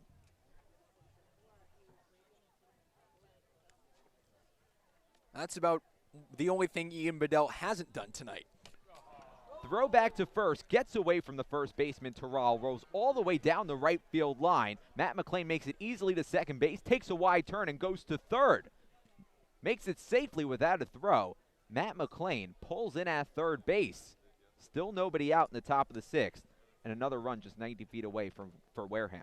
And that's going to go down as an E1. Hazelwood, almost John Lester-esque, throwing it over to first base. Sailed it high and wide, and that's about the last thing you want to do with Matt McClain on the base pass. Taking shots at John Lester on the broadcast? If there's one thing that John Lester is famously known for, it is never throwing over to first base. Is he known for listening to Gatemen baseball? Because we might get a letter. 0-1 the count to Beaver. Misses outside, 1-1. Matt McClain standing at third base. Dallas Beaver 1 for 2 tonight.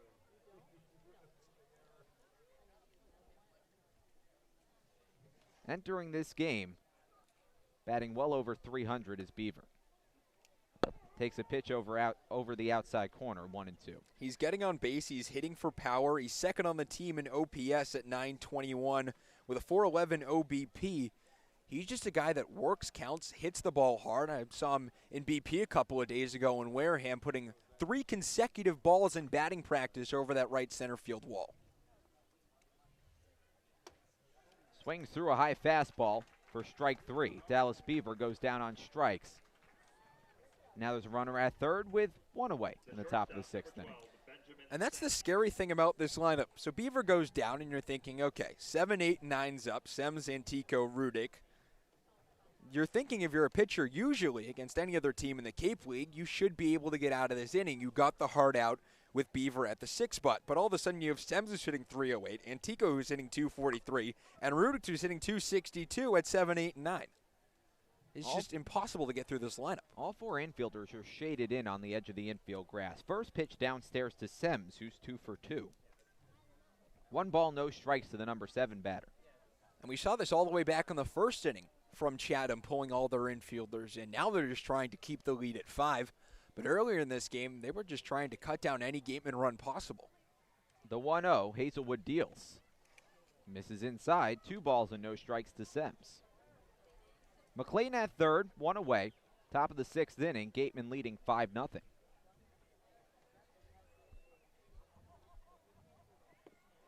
Mason Hazelwood with 5 strikes, 7 balls.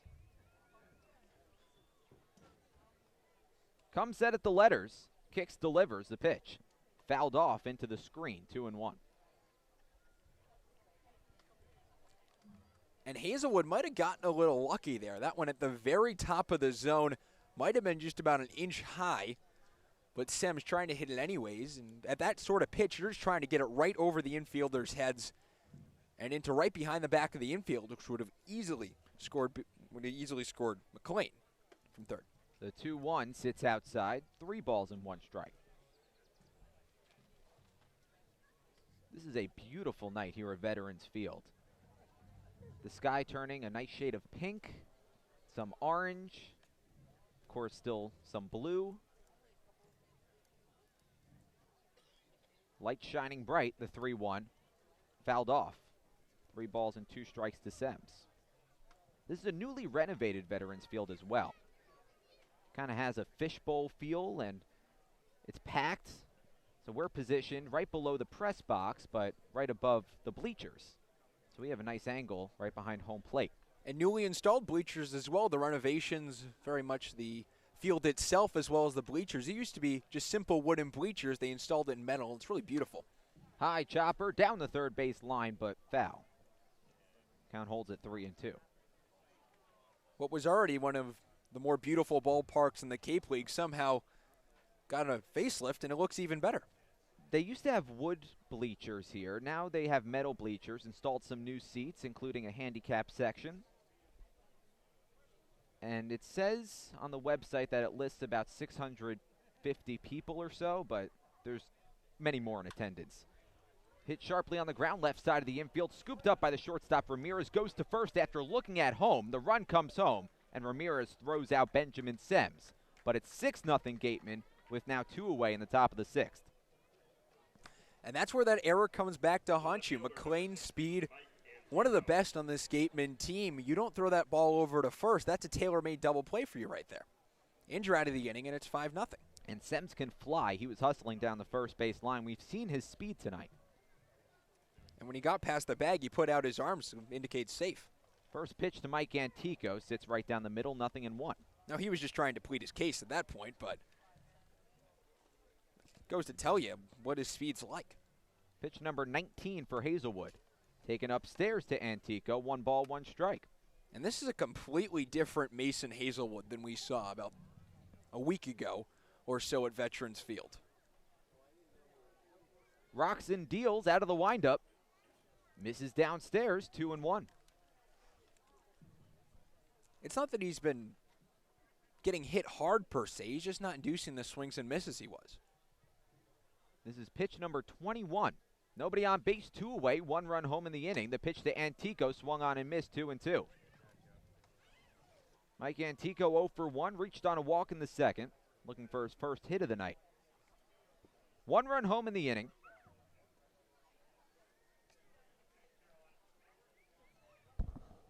The 2-2 from Hazelwood. Misses low and away, 3-2. Third time in 4 batters that Hazelwood has fallen behind, 3-2. Already throwing 22 pitches in this inning. And Ian Bedell's just thrown 52 in 5. Left on left matchup. Hazelwood deals and misses the outside corner for ball 4. That was close. Tyler Bullock, the home plate umpire. Doug Isham, the first base umpire. Pat Burns, the third base umpire. Burns with the nickname Sparky. To go back what we were talking about just a few batters ago with the 7, 8, 9 in the order, they're getting on base, they get the RBI, they're doing their job. And that's not something you see from most of these lineups in the Cape that are very much top-heavy, where the 1 through 5 is really the power. Matt Rudick takes a pitch at the top of the strike zone for strike 1, 0-1. I mean, the guy up now had 2 home runs yesterday. But 0 for 2 today. Runner at first, 2 away, 1 run home in the inning in the top of the 6th. 6-0 Gatemen. Hazelwood checks the runner at first. Antico with about a 3-step lead off the bag. Slapped down to short, picked up by the shortstop Ramirez, goes the short way to second. Dones picks it out of the air. And that'll do it for the top of the 6th inning. Antico retired on the base paths. Gatemen leave 1 stranded in the top of the 6th. 1 run on no hits, but 1 left aboard after 5.5. Gatemen on top 6-0. Stick around on the Gatemen Baseball Network in 1420 WBSM New Bedford. The law firm of Lang, Exafaris, and Bullard, providing families and businesses in the greater New Bedford community with legal services for 40 years. We look forward to serving you. For an appointment, call 508-992-1270. We invite you to learn more about the law firm of Lang, Exafaris, and Bullard by visiting our website, lxblaw.com. Legacy Insurance Agency at 213 Main Street here in Wareham can offer you coverage for all your insurance needs. We have the bundle discounts, the accident forgiveness, the vanishing deductible, no loss, etc. But unlike those gimmick companies, we can quote you with multiple carriers. So forget the lizard and price tool and come talk to a professional. We'll help you find what's right for you. 6-0 Gatemen in the bottom of the 6th inning. Let's send it down to Addison Van Patten. Addison.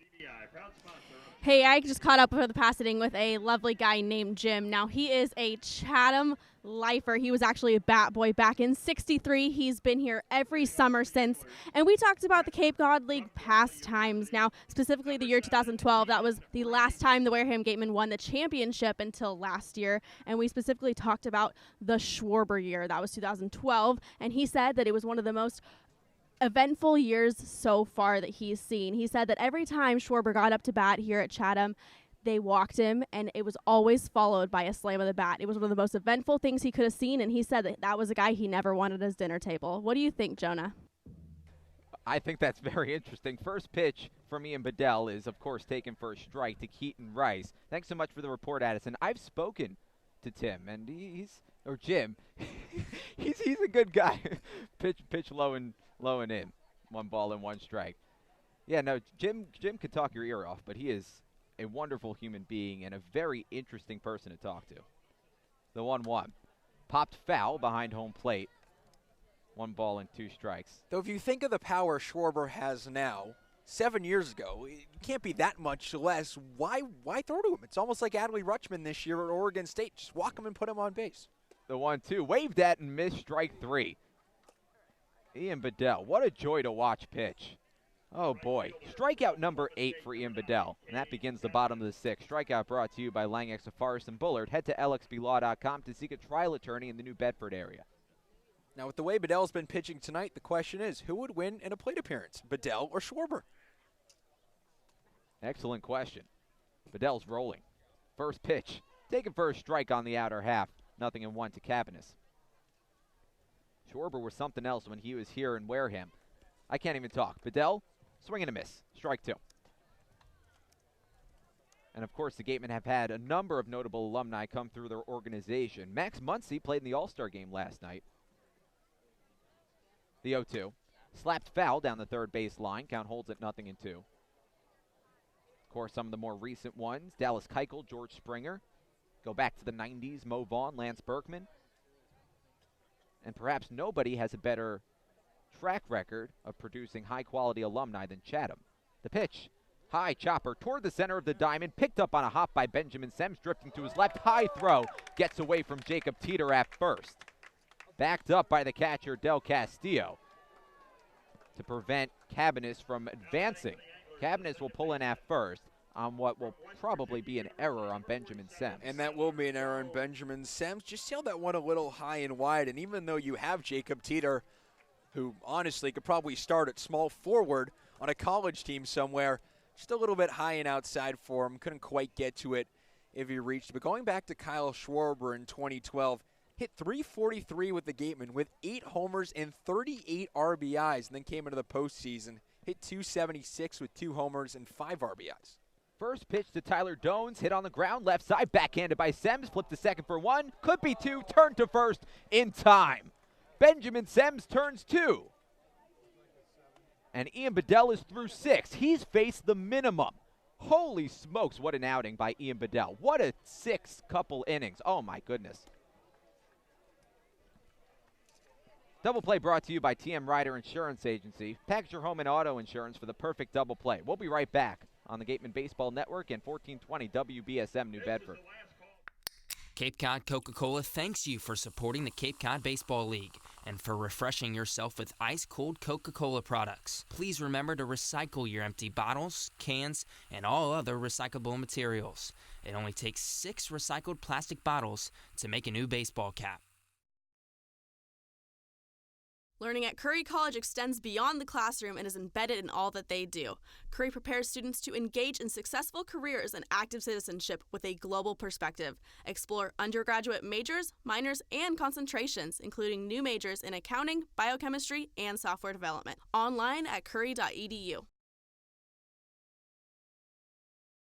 Clobbered high and deep to right center field, and this one is gone. A home run. That home run's brought to you by Eastern Propane and Oil, another scholarship for a deserving youth. Eastern Propane and Oil, we're in your neighborhood.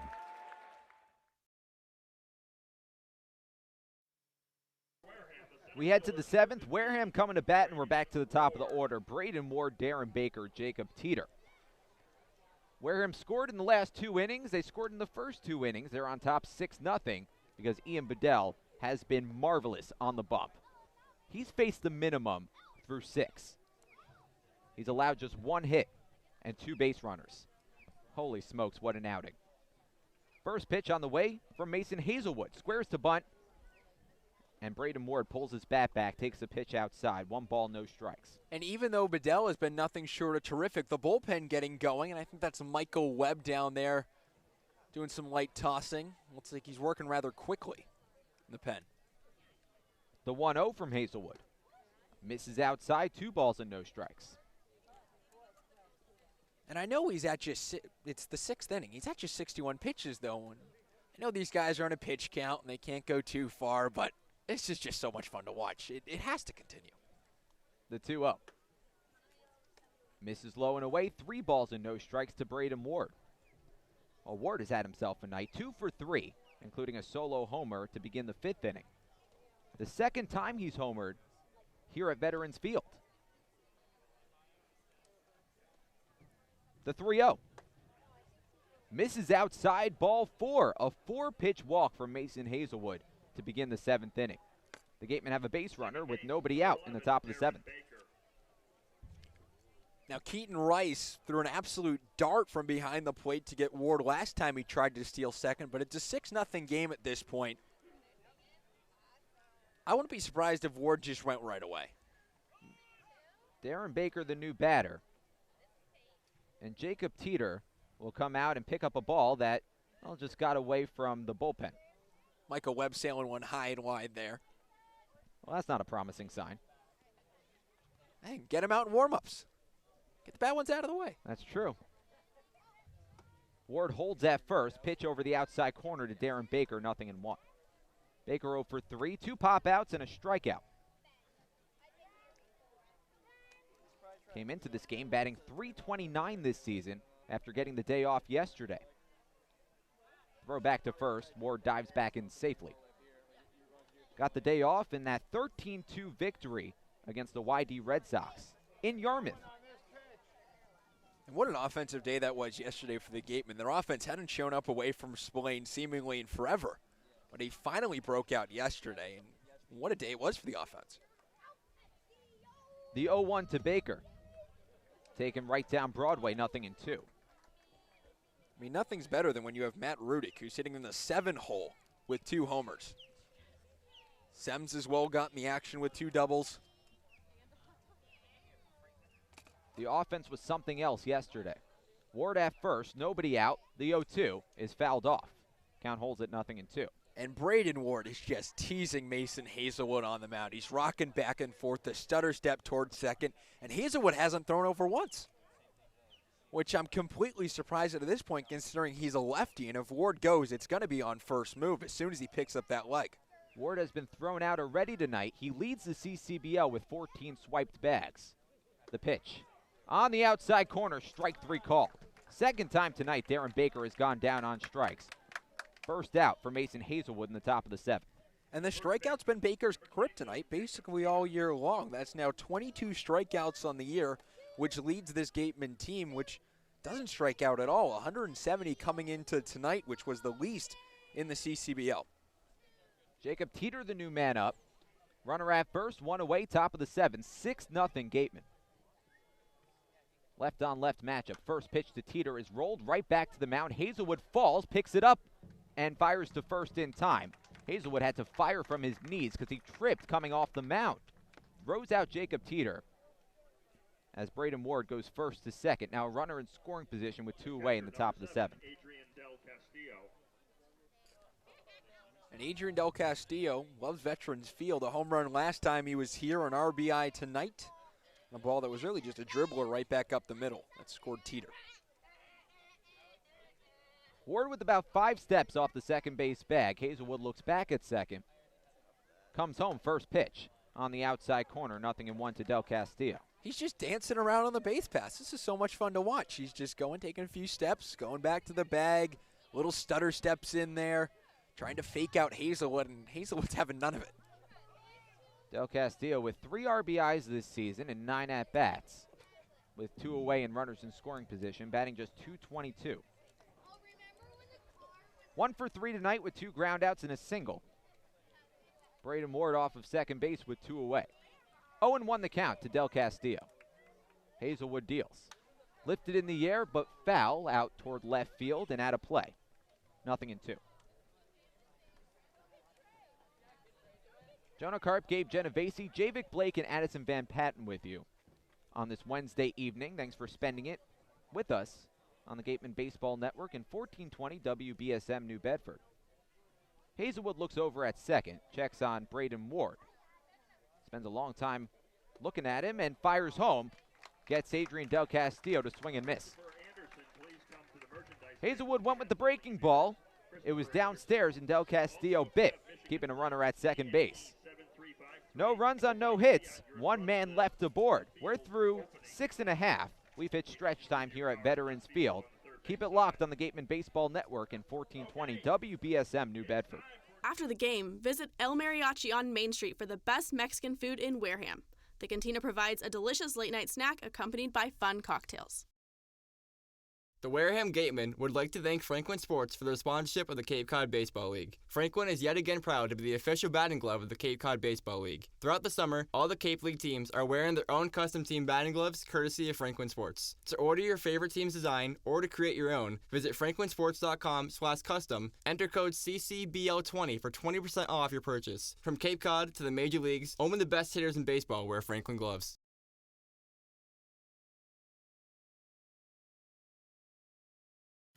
Come as you are, sit down, and relax at the deck of the Gateway Tavern.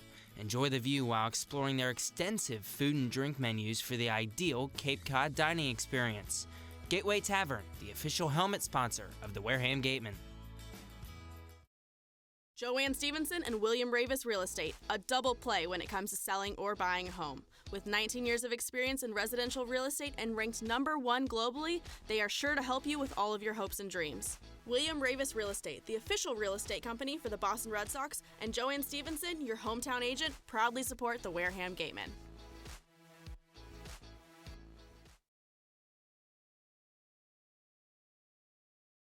Located on the Cape Cod Canal, Keystone Place at Buzzards Bay is the area's newest rental independent living, assisted living, and memory care community. With some of the area's largest apartments and an ultra-inclusive monthly service package, Keystone Place is a life-fulfilling retirement community unlike any other. Discover Keystone Place, the best option in Cape Cod.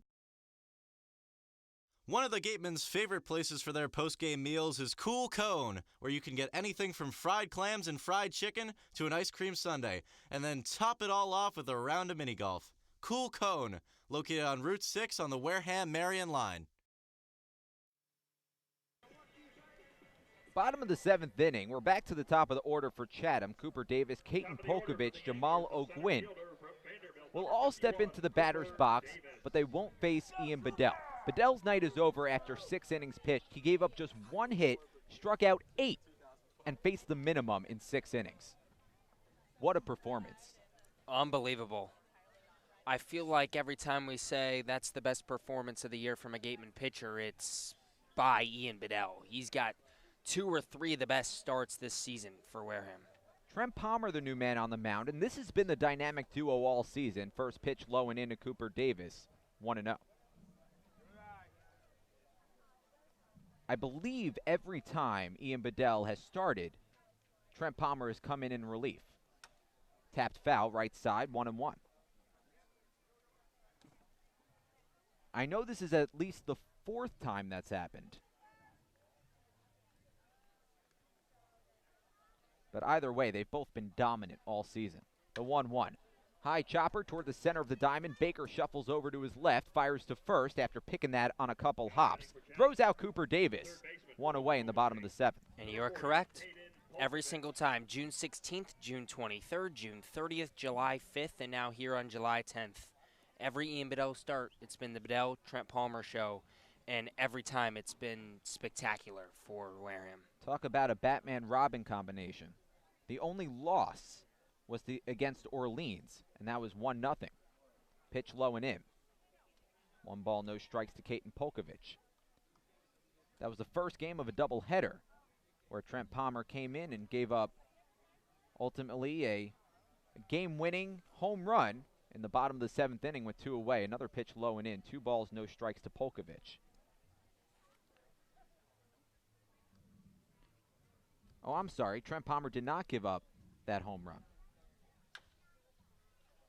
High chopper, center of the diamond, scooped on a hop by Sems, fires to first in time. Benjamin Sems has had a wonderful day in the field. That's exactly what I was going to say. You got to give the Wareham defense credit, too, because they've made some spectacular plays. And, I mean, Chatham's had 2 base runners tonight. The leadoff single in the 2nd, and then the 4-6-3 double play ended that.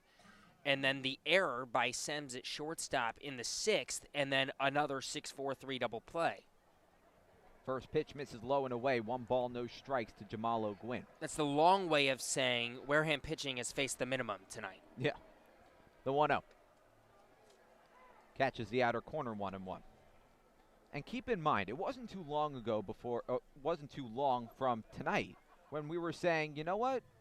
The pitching is the problem for this team. Pitch misses outside, 2-1. And you go back 2 games ago, and they were riding a 3-game stretch where the pitching gave up 3 consecutive double-digit run performances. Pitch low and away, 3-1. 34 runs in 3 games this pitching staff gave up. Yesterday in that 13-2 victory where the pitching only allowed 4 hits, that was one of the best performances we've seen from this pitching staff in quite some time. Rolled foul behind home plate, 3-2. Now, I do think there are certain spots of this pitching staff that still struggles. I mean, this is your lethal 1-2 combination right here. Full windup for Trent Palmer. He deals and fires one over the heart of the plate. Jamal O'Gwyn thought that was a little bit low. He might have an argument, but Tyler Bullock punched him out. A 1-2-3 inning for Trent Palmer, and the minimum stays intact.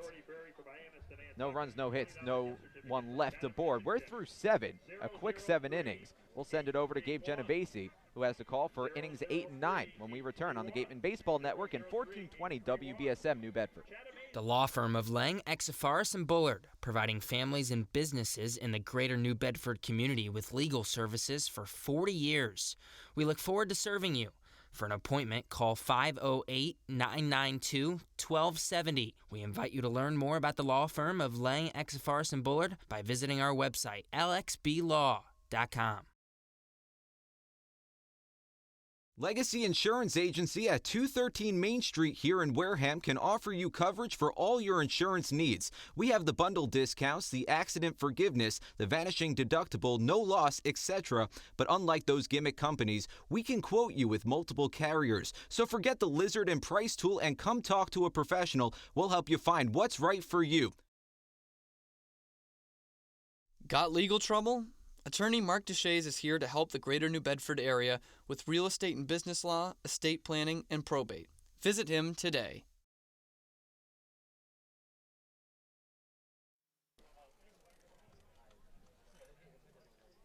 We head to the 8th here in Chatham, 6-0. The Wareham Gatemen lead over the Chatham Anglers. 6 runs on 7 hits tonight for Wareham.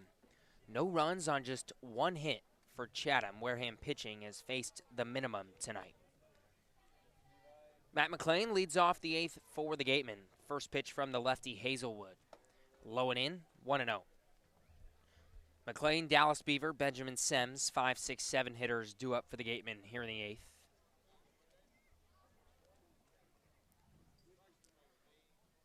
Hazelwood sets and fires the 1-0. Fastball low and in, 2-0. McLean tonight hit by a pitch in the first inning, popped out to Polkovich at third in the 3rd inning, and then walked his last time up. He's 0 for 1 with a hit by pitch and a walk. The 2-0. Fastball inside, 3-0. Hazelwood back out for his 3rd inning of work. The Gatemen don't have a hit off the lefty reliever thus far. 3 base runners on 3 walks. The 3-0. Catches the upper part of the zone, 3-1. McLean came into tonight on fire, a hit in 5 of his last 6 games, 11 for 22 in that 6-game stretch. 3-1, low and inside, ball 4, and he draws his 2nd walk of the night. He's on for the 3rd time, and that'll bring up Dallas Beaver. Hitter number 35, Dallas Beaver. Talking to McLean before the game, obviously he asked him if he was seeing it well, how he was feeling, and he honestly said nothing out of the ordinary. This is how he's felt when, he's hitting the ball well and he's playing baseball the way he wants to, as Hazelwood sets. First pitch to Beaver, blooped out into shallow left field. Hall chases in, dives, and can't make the catch. It lands right in front of him. McLean moves up 90 feet to second. It's a bloop single for Dallas Beaver. He's now 2 for 4 tonight, and Beaver has another multi-hit game. His 5th multi-hit game of the season. And now back-to-back multi-hit games as he was 3 for 5 last night. That'll bring up Benjamin Semmes. Hall likes to play very back, and he goes back, playing about, I want to say, 10 feet or so from the warning track. I mean, it's very deep. First pitch to the lefty, Sems. Just to finish up the thought on McLean. Asked him if, he felt like he was in a groove, and he honestly said not really. Again, this is how he wants to be playing baseball. It's nice because he said he never really felt like this at UCLA, but in this past season as a freshman. But the 1-0, low to outside, 2-0. He's happy to be hitting the ball well and feels back to normal. And to your point on Hall out and left, it's especially strange because of all these lefties in the Gatemen lineup. 2-0 to Sems. Popped him up, foul, out of play. Down the left field line, 2-1. Normally you'll see on a righty, you'll see the right fielder play in a little bit because a lot of these guys don't have as much power going the other way. On a lefty, the left fielder will come in a little bit, and instead, as you said, Hall's playing very deep out there in left field. The 2-1 to Sems. Misses low and outside, 3-1. Wareham 6, Chatham nothing. Top of the 8th here at Veterans Field.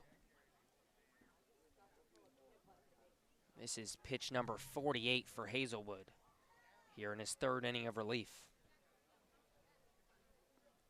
The 3-1 fastball, flared foul out of play to the left field line. Count runs full. Sems 2 for 3 tonight. Infield single in the 2nd, singled up the middle in the 5th, and then grounded out to Ramirez at shortstop in the 6th.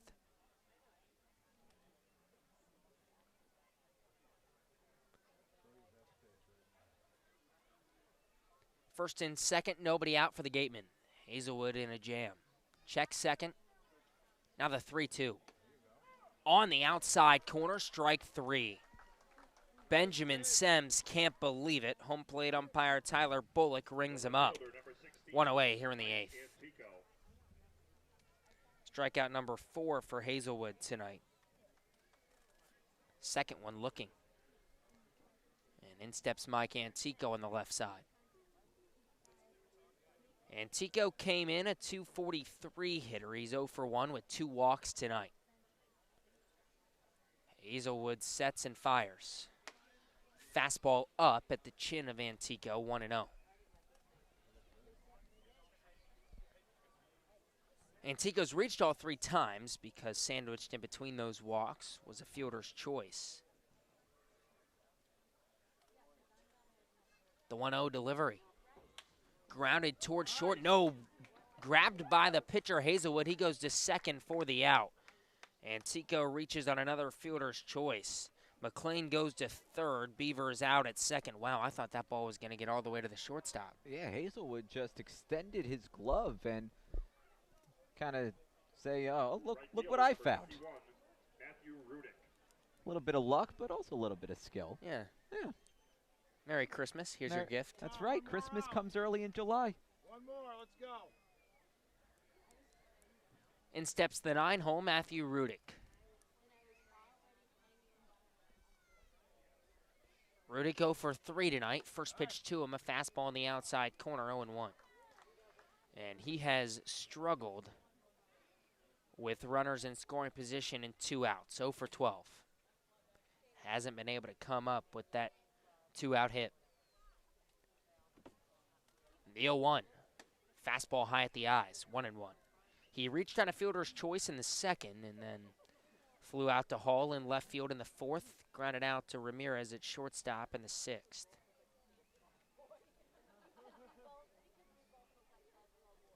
Hazelwood sets, brings home the 1-1.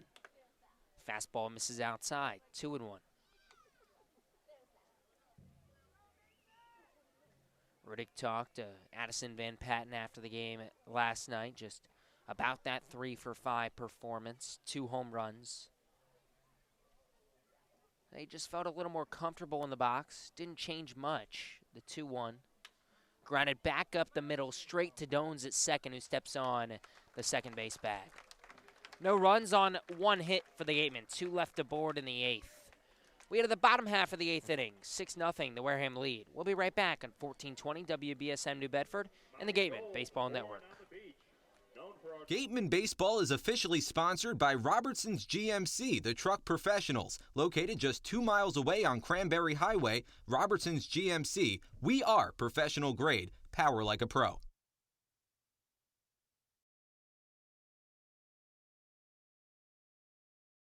Need physical therapy?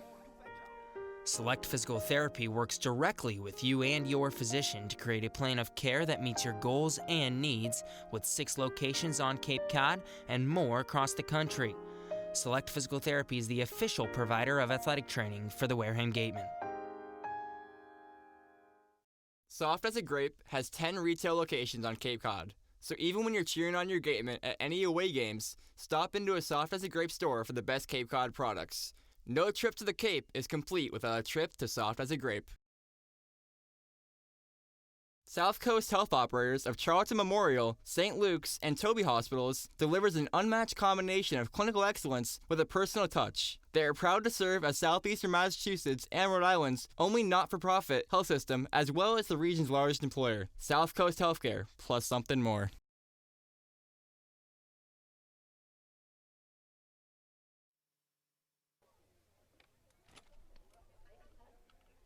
The shortstop, number 3, from Stetson, Jorge Arenas. We are to the bottom of the 8th here at Veterans Field. 6-0, the Wareham lead over the Chatham Anglers here in Chatham. 7, 8, 9 hitters due up for the Anglers here in the 8th. Keaton Rice. And it'll be Jorge Arenas pinch hitting for Keaton Rice. Cade Cabanis and Tyler Dones due up. Come on, let's get a base runner.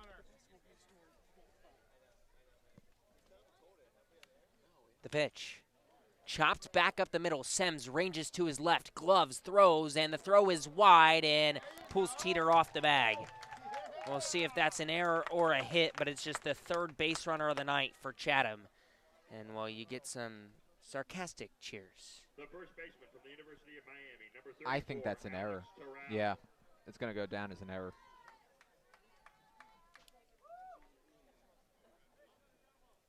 And it was the 4, 5, 6 hitters due up for Chatham here in the 8th. In steps Alejandro Terral, and he grounds one towards second through the hole, a base hit into right field. Arenas puts on the brakes. Stops at second, and it's 1st and 2nd with nobody down for Chatham. Well, barring a triple play, that'll do it for the minimum. But just the 2nd hit of the night for Chatham. And that wasn't even a hard hit ball. That just found the right place.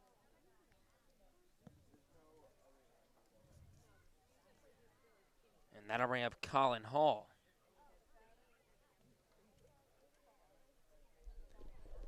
And now we're going to get a pinch runner here for Chatham. Paxton Wallace will pinch run. So you said it, my friend. That'll do it for the Gatemen facing the minimum tonight. By the way, they gave Semmes an error on that first hit ball by Arenas. So it's 1st and 2nd, nobody down for Chatham. Colin Hall steps in from the left side. 6-0 Wareham, bottom of the 8th. The pitch. On the inside corner for strike 1.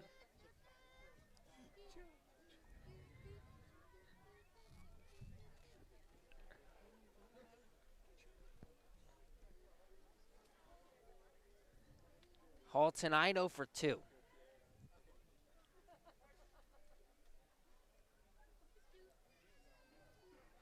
Palmer sets the 0-1, low and in, 1 ball and 1 strike.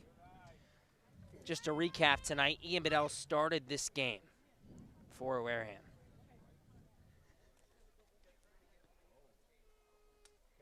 Went 6 innings. The 1-1 catches the inside corner 1 and 2.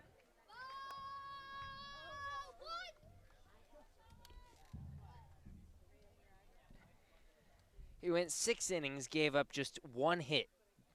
did Ian Bedell, and he got out of that right away with a 4-6-3 double play. The 1-2 from Palmer got him on the outside corner. Off speed on the outside corner for strike 3. Second strikeout of the night for Palmer. Strikeout brought to you by Lang, exit Forrest and Bullard. Head to lxblaw.com to seek a trial attorney in the New Bedford area. And that'll bring up Keaton Rice. Bedell didn't walk anyone, 8 strikeouts. He faced the minimum through 6. The only other base runner for Chatham was on an error. And again, 6-4-3 double play ended the 6th inning. Palmer came in, went 1-2-3 in the 7th, so Wareham pitching had faced the minimum through 7. First pitch low, 1-0 to Rice. And now here in the 8th, Chatham finally gets 2 base runners in an inning. Arenas reaches on the error by Sims at shortstop, then the single by Terrell. Palmer sets the 1-0. Low, good block from Del Castillo, 2-0. Then Palmer struck out Hall before facing Rice, and now Jerry Weinstein's going to pay a visit to Trent Palmer. Weinstein got out there in a hurry.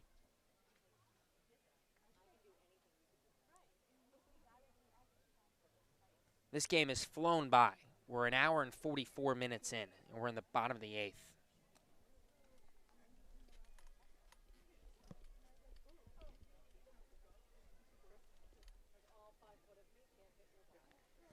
And Weinstein will retreat to the dugout. Quick talk with Trent Palmer. Rice today 0 for 2 with a couple of strikeouts. Struck out looking in the 3rd, swinging in the 6th, both to Ian Bedell. This is his first at-bat off of Trent Palmer.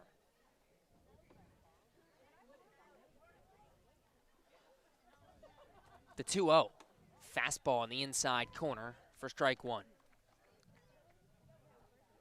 And I don't know what it is about Wareham and Chatham, but the Gatemen just can't lose to the Chatham Anglers. It's been 10 consecutive times. 2-1, misses just low, 3-1. 2 years to the day, the last time the Gatemen fell to the Anglers. 10 straight wins. 3 here in the regular season this summer as the 3-1 from Palmer misses low and outside, ball 4.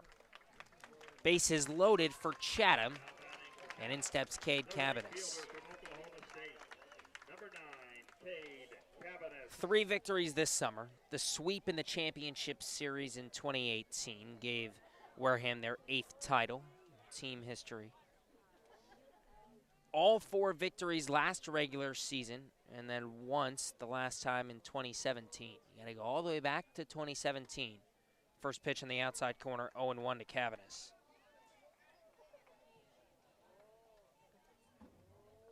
The last time these Anglers beat the Wareham Gatemen. Palmer trying to keep it that way, the 0-1. Low in the dirt, good block from Del Castillo, 1 ball and 1 strike.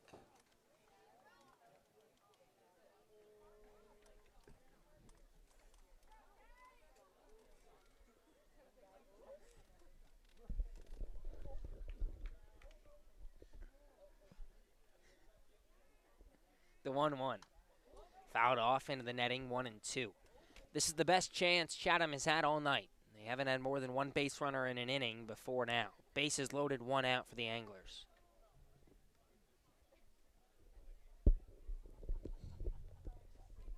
Cabanis, with the bases loaded this season, is 0 for 2 with 3 RBIs. 1-2, swing and a miss, strike 3 on a ball in the outside corner. Good pitch from Palmer. Strikeout number 3 on the night for Trent Palmer. 2 down here in the 8th, and that'll bring up Tyler Dones. Strikeout number 11 for Gatemen pitching tonight. And Tyler Dones will, well, he'll try to keep the inning alive and bring some runs across for Chatham. Dones this season also 0 for 2 with the bases loaded as he gazes at a strike in the outside corner, 0-1. Tonight he's 0 for 2. Struck out in the 3rd inning, grounded into a 6-4-3 double play to end the 6th inning. Arenas reached on the error, he's on 3rd. Terrell singled, he's on 2nd. Rice walked, he's on 1st. The 0-1 misses high and away, 1-1. Dones from Morgantown, West Virginia, home of the West Virginia Black Bears. Short season Class A affiliate of the Pittsburgh Pirates.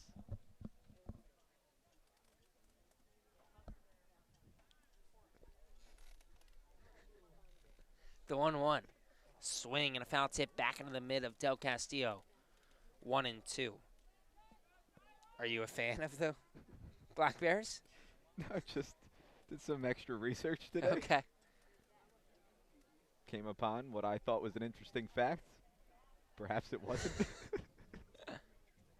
Palmer sets, trying to get out of the bases loaded jam. The 1-2, flared foul, out of play on the right field line. We'll do it all over again. Thought it would be a conversation starter. What else do you know about the West about the West Virginia Black Bears? They're based in Morgantown, West Virginia. Home of Tyler Dones.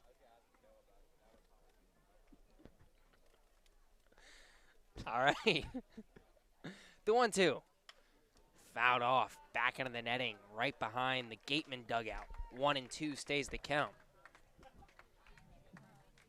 Home of Tyler Dones and... It's just one big circle. I love it, my friend. Keep it coming. Okay. More Morgantown facts coming your way. Palmer sets at the belt on the first base side of the rubber. The 1-2. Popped him up, foul. Out of play on the first base line. Third straight foul ball off the bat of Dones, and this will be pitch number 7 of the at-bat upcoming.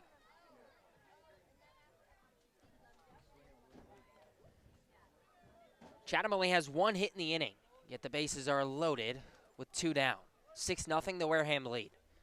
Trent Palmer working with plenty of cushion, but trying to preserve the shutout. He sets and fires home the 1-2. Got him on the outside corner, strike 3. Breaking ball froze him. 4th strikeout for Palmer tonight. And the Anglers leave the bases juiced in the 8th. Gutsy pitch from Palmer. We head to the 9th. The Gatemen lead 6-0. We'll be right back on 1420 WBSM New Bedford and the Gatemen Baseball Network. Located in Wareham Crossing, Coastal Orthodontics knows the importance of a healthy smile. Dr. Kevin Oliveira and his team at Coastal Orthodontics are a patient-focused practice, delivering professional, effective orthodontic treatment based on the individual clinical needs of each patient, resulting in beautiful smiles in a timely manner. With 10 years of experience using Invisalign, Coastal Orthodontics uses the most up-to-date dental equipment. Cape Cod Coca-Cola thanks you for supporting the Cape Cod Baseball League and for refreshing yourself with ice-cold Coca-Cola products. Please remember to recycle your empty bottles, cans, and all other recyclable materials. It only takes 6 recycled plastic bottles to make a new baseball cap. Learning at Curry College extends beyond the classroom and is embedded in all that they do. Curry prepares students to engage in successful careers and active citizenship with a global perspective. Explore undergraduate majors, minors, and concentrations, including new majors in accounting, biochemistry, and software development. Online at curry.edu.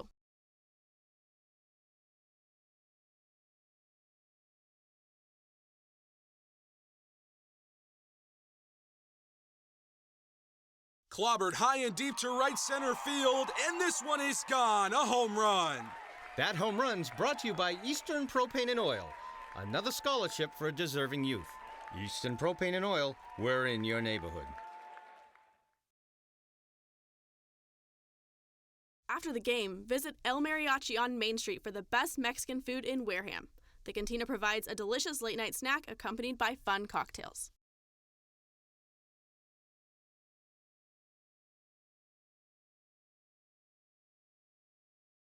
The Wareham Gatemen would like to thank Franklin Sports for their sponsorship of the Cape Cod Baseball League. Franklin is yet again proud to be the official batting glove of the Cape Cod Baseball League. Throughout the summer, all the Cape League teams are wearing their own custom team batting gloves courtesy of Franklin Sports. To order your favorite team's design or to create your own, visit franklinsports.com/custom, enter code CCBL20 for 20% off your purchase. From Cape Cod to the major leagues, only the best.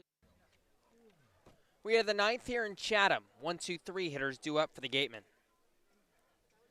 Braden Ward steps in from the left side. First pitch to the Washington Husky. Swing and a miss, 0-1.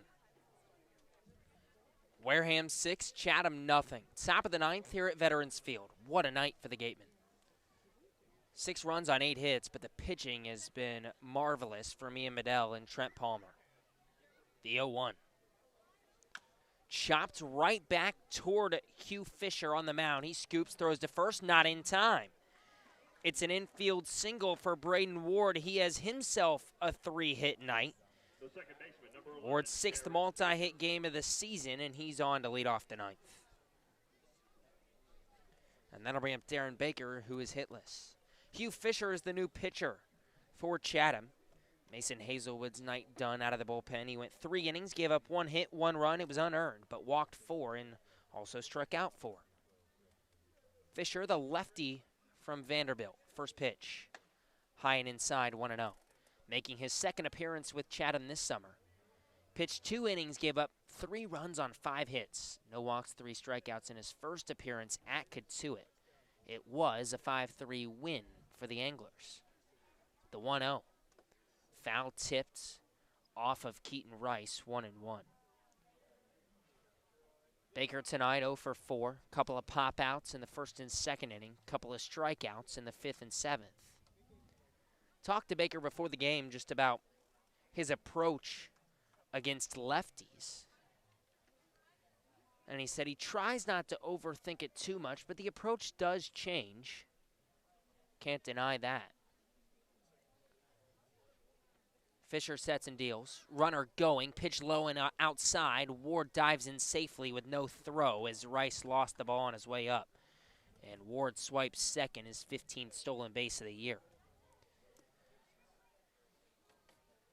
Baker says he keeps an emphasis on keeping his front shoulder in. Ward dances off 2nd, now takes off for 3rd. The pitch high, throw down to 3rd, not in time. 3-1 to Baker, and Ward does what he's done all season long and swipes another bag. Oh, my. He got an incredible jump off 2nd. He was halfway there before the pitch was even thrown.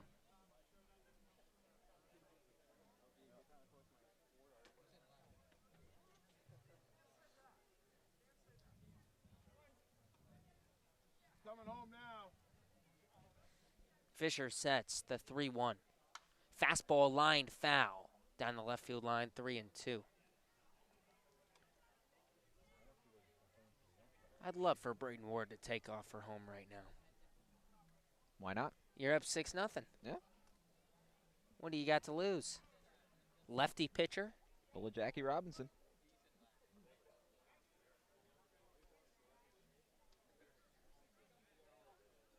The payoff pitch. Chopped foul. We'll do it all over again. Ball trickled near the Gatemen dugout on the first base line. Baker has hit a little worse against lefties this year. Not bad, though, hitting .273 against left-handed pitching. 3-2 in the dirt, ball 4. Baker trots down to first. He's on for the first time today. Runners on the corners for Jacob Teeter and nobody down. The first baseman, number 22, Jacob Teeter. In reference, though, Baker hits .273 against lefties, hits .365 against righties. One of the best hitters in the Cape Cod Baseball League. The NCAA just actually wrote an article about the 9 best hitters in the Cape Cod Baseball League this summer. At NCAA CWS is the Twitter handle for NCAA Baseball. 2 of the 9 were Gatemen. Darren Baker, who's on first, and the man at the plate, Jacob Teeter. Checks his swing, but takes a strike in the outside corner, 0-1. Baker and Teeter, both been fantastic in the 2 and 3 holes this summer for Wareham. Baker hitting .329 coming into tonight. Teeter hitting .315 coming into tonight.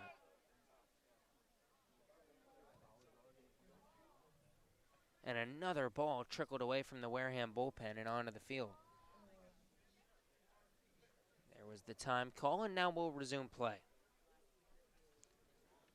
Teeter's hit a couple of balls hard tonight. 0-1, swing and a miss on a breaking ball low and away, 0-2. The first one was hit hard out to left, and Colin Hall dropped it. It was an error on the left fielder.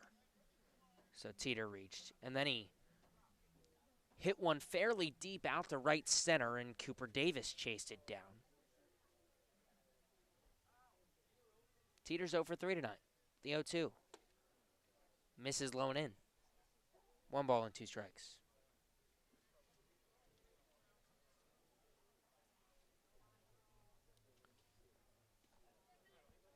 Teeter from Florida Southern College. The 1-2. Misses just low. 2-2.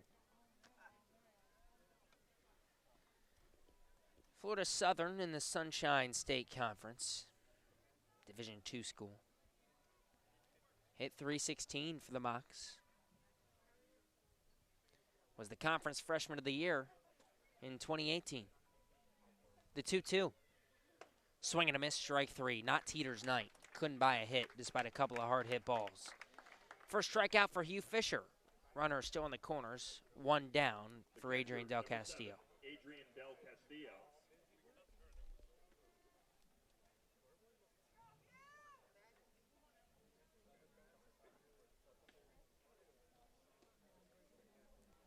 First pitch, swing and a miss to Del Castillo. 0-1.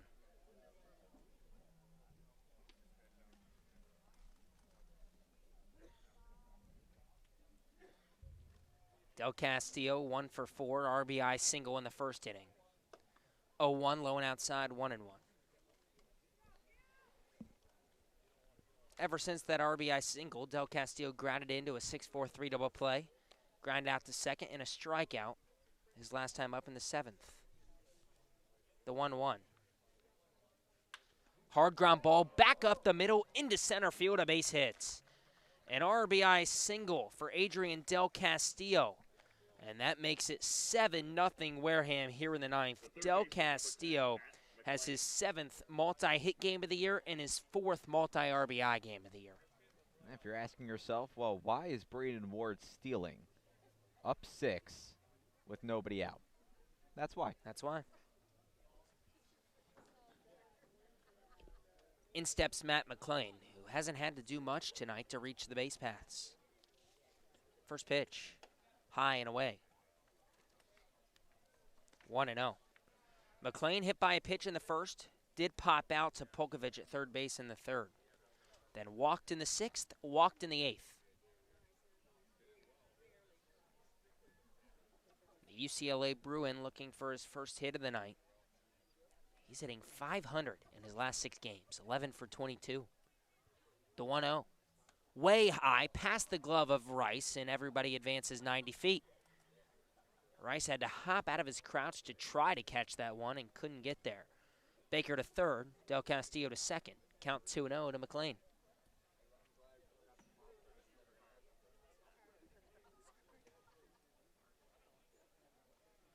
And we're going to get a mound visit here. Hugh Fisher in his just 2nd appearance of the summer. First inning tonight. He struggled in his first appearance, as I mentioned a few minutes ago. Gave up 3 runs on 5 hits. Everybody back to their positions and ready to play ball.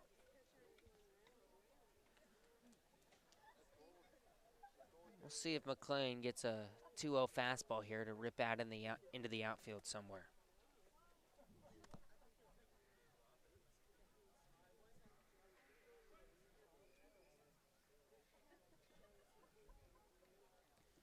The 2-0.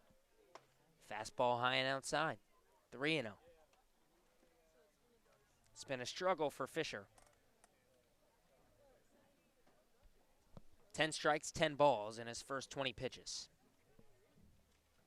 A deep breath, now the 3-0. Get me over fastball, does just that. 3-1.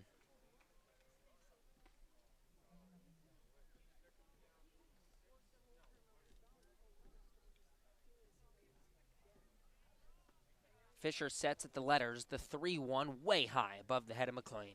He walks for the 3rd time tonight. He's on for the 4th time tonight without swinging the bat. 3 walks and a hit by pitch. And that'll bring up Dallas Beaver.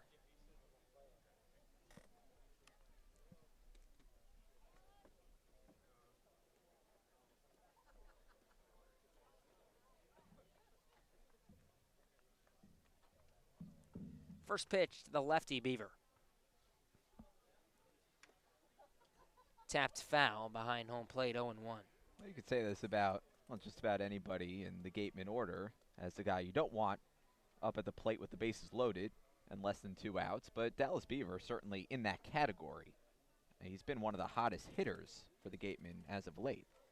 He's already 2 for 4 with an RBI tonight. He's 0 for 1 with the bases loaded this summer.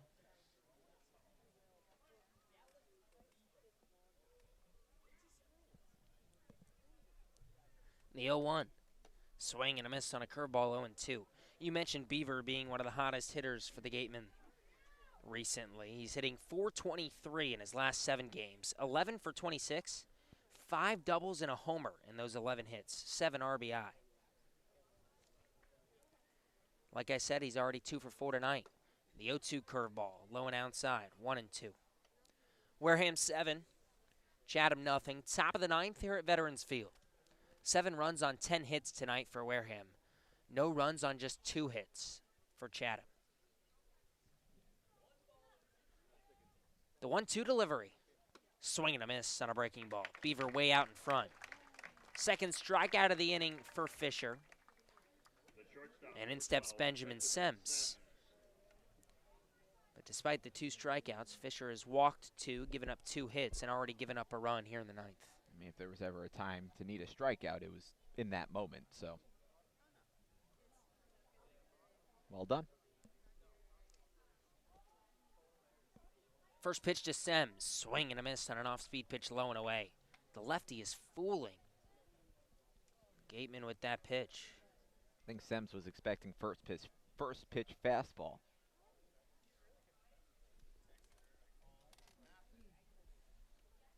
The 0-1.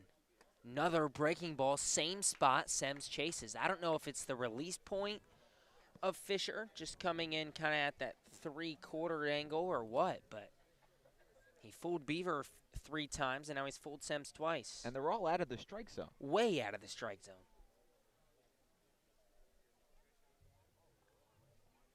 See if he comes back with it. The 0-2.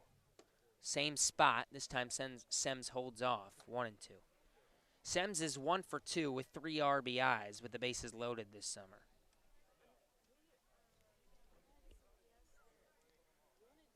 Tonight, Sims 2 for 4 with a couple of singles. The 1-2. Low and away.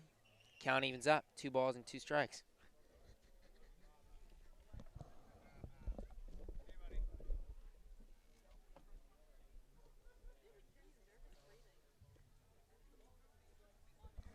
The 2-2. Line drive fouled in the left field line. We'll do it all over again.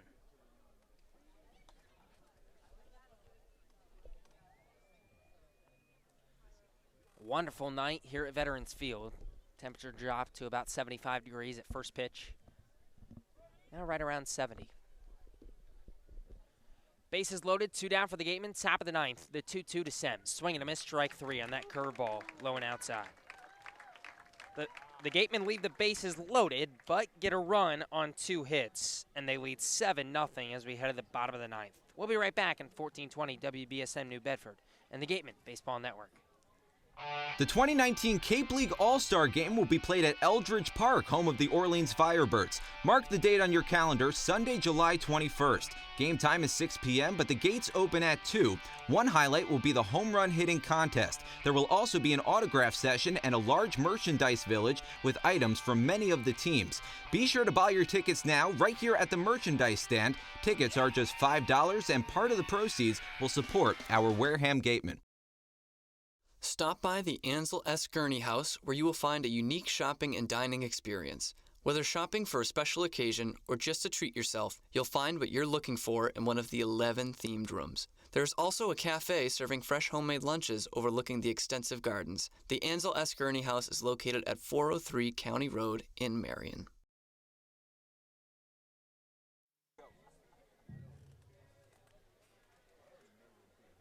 We head to the bottom of the 9th here in Chatham. 7-0. The Gatemen lead over the Chatham Anglers. Let's send it to Addison Van Patten. Thanks, Gabe. Yeah, Ben Leeper is warming up in the bullpen. He's just getting warm. He's not doing anything crazy, but we don't normally make that second call to the bullpen when it's an Ian Bedell starting night. He's actually not even in his uniform right now, and we, here at Chatham, we seem to have their number. Now, last time we were at Veterans Field, Leeper did get in. He did get to see the anglers, and he got us out of a base-loaded jam later in the game. So he's provided great relief here at Veterans Field, and even though we likely won't see him tonight, he's proved an essential part of the Gatemen lineup. Throwing it back to you. Thanks, Addison. It's been a great night for Wareham's, up 7-0 as we head to the bottom half of the 9th inning. First three in the order, due up for Chatham to face Trent Palmer. Palmer in his third inning of work. He's only given up one hit thus far. No runs on one hit for Chatham off of Palmer. Chatham did have the bases loaded in the 8th due to an error and a walk by Palmer, but he got out of it with 2 straight strikeouts. Chatham fans haven't had much to cheer about here tonight at Veterans Field. And Wareham continues to have the Anglers' number. Cooper Davis steps in 0 for 3 tonight, the pitch. High and away, 1-0.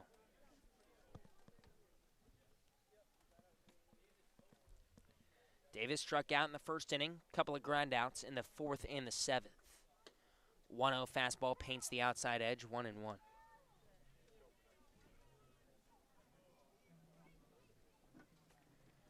Davis came into tonight 4 for 9 in his first 2 games with Chatham. 1-1 once again on the outside corner, 1-2. Just hasn't been his night.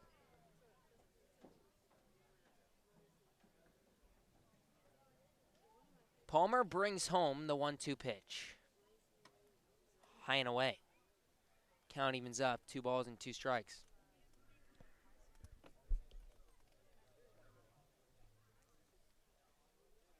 Palmer, a deep breath, fires the 2-2.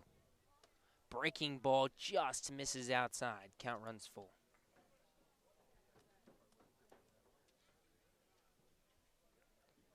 Trent Palmer came into tonight with a 1.74 ERA in his first 4 appearances.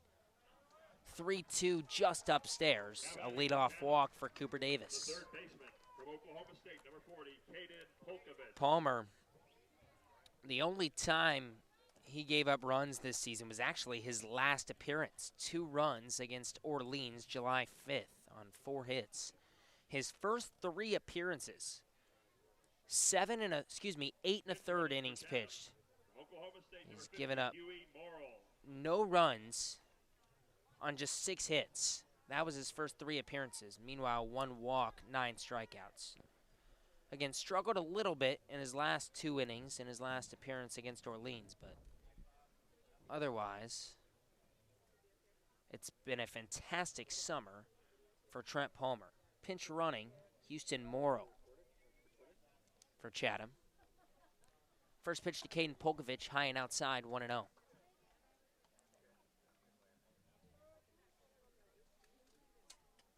Wareham up 7-0, 3 outs away from a victory. Palmer nods in to the catcher, Del Castillo, the 1-0. Misses just outside, 2-0. Palmer struggling to find the strike zone here in the 9th.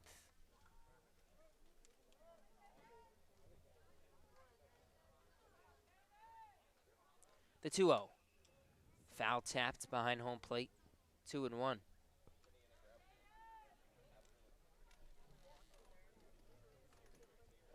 Polkovich tonight 0 for 3.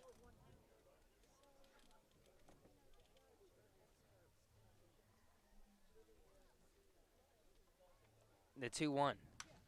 Hard line drive into right field, charging and dropping the ball is Rudick in right. And it's first and second with nobody down for Chatham. It didn't look like that ball hopped. I think Rudick just maybe didn't think he was going to get there. Then all of a sudden he was there and it hit the kind of bottom of his glove near his wrist. Well, I thought that bounced right in front of him, almost like an in-betweener. Tough to see, but Rudick almost got there. He's still playing very deep, but in this situation, I guess no doubles defense is probably the best way to go.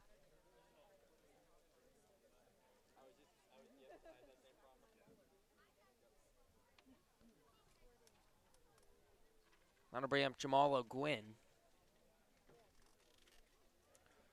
With no outs and runners on first and second for Chatham, Wareham leads 7-0. It is a single for Polkovich. First pitch strike on the outside corner, 0-1 to O'Gwynn.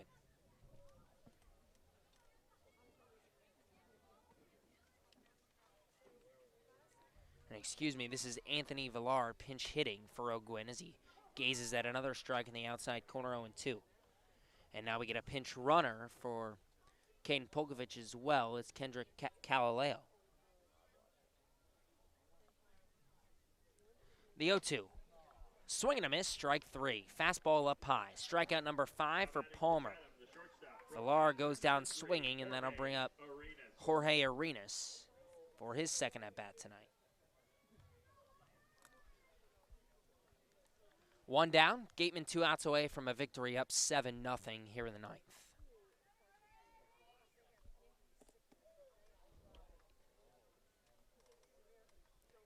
Palmer sets and delivers. Catches the outside corner, 0-1. Arenas reached on the error by the shortstop Sims, his last time up, pinch hitting in the 8th inning for Ramirez. The 0-1. Loop down into right field. Rudick ranges back and makes the catch on the warning track. It was a hard hit ball. Tagging from second is Davis. He goes to third. 2 down here in the 9th, and Palmer 1 out away from a victory. That hung in the air a lot longer than I expected. Off the bat, it looked like that was going to fall, and it was almost like a sinking liner. Instead, that just stayed up, allowed Rudick to go back and make the catch. It's only 314 down the right field line. It does swoop out a good amount. It's 357 to right center. Ball probably traveled a solid 340 feet or so. Rudick was just in front of the warning track. First pitch, check swing, ball high.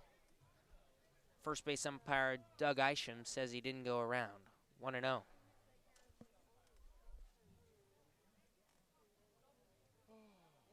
Paxton Wallace hitting here in the 9th for Chatham.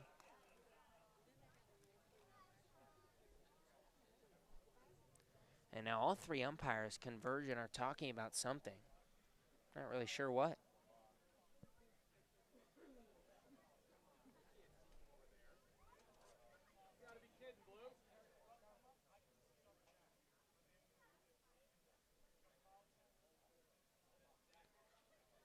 Oh, and they're going to call it a foul tip. They're going to say Wallace got a piece of it. So it's 0-1. Palmer sets and deals the pitch. Ground ball toward third. McLean scoops, throws to first, and that'll do it. A shutout for the Gatemen tonight in Chatham. Wareham 7, Chatham 0, your final score.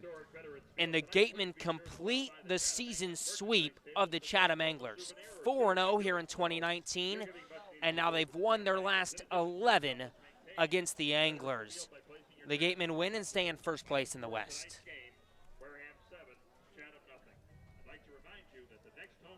Just an absolutely marvelous pitching performance from Ian Bedell and Trent Palmer tonight. We'll get you all the final numbers, break it down for you when we come back on the Gatemen Postgame Show on 1420 WBSM New Bedford. The 99 Restaurant is a proud sponsor of the Cape Cod Baseball League. Visit them in Centerville, Falmouth, Mashpee, Wareham, or Yarmouth this summer and try some local flavor from the winner of the Cape Times Best Restaurant for Takeout, the 99. Always the real deal.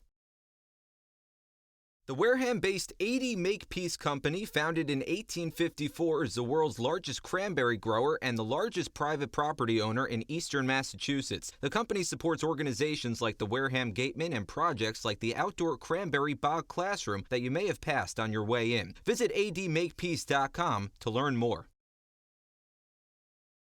The 2019 Cape League All-Star Game will be played at Eldridge Park, home of the Orleans Firebirds. Mark the date on your calendar, Sunday, July 21st. Game time is 6 p.m., but the gates open at 2. One highlight will be the home run hitting contest. There will also be an autograph session and a large merchandise village with items from many of the teams. Be sure to buy your tickets now right here at the merchandise stand. Tickets are just $5, and part of the proceeds will support our Wareham Gatemen.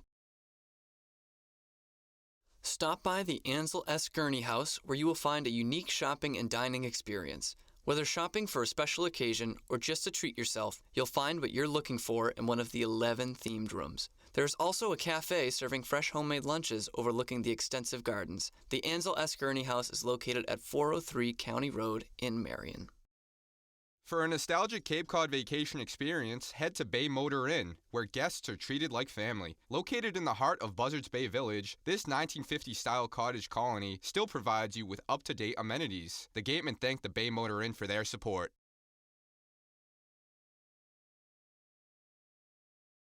The Bay Point Golf Club offers a unique collection of 18 championship golf holes, a beautiful banquet facility, and a clubhouse that has a fully stocked pro shop. The Bay Point Grill is a perfect place to grab a meal or watch a game. The course is located off Onset Avenue in Buzzards Bay. The Gatemen thank you for your support. Come on over to BB's Bar and Grill for food, drinks, and fun. Located on Cranberry Highway, come in to sample the delicious eats or relax with a drink while enjoying live entertainment. BB's is one of our team meal partners.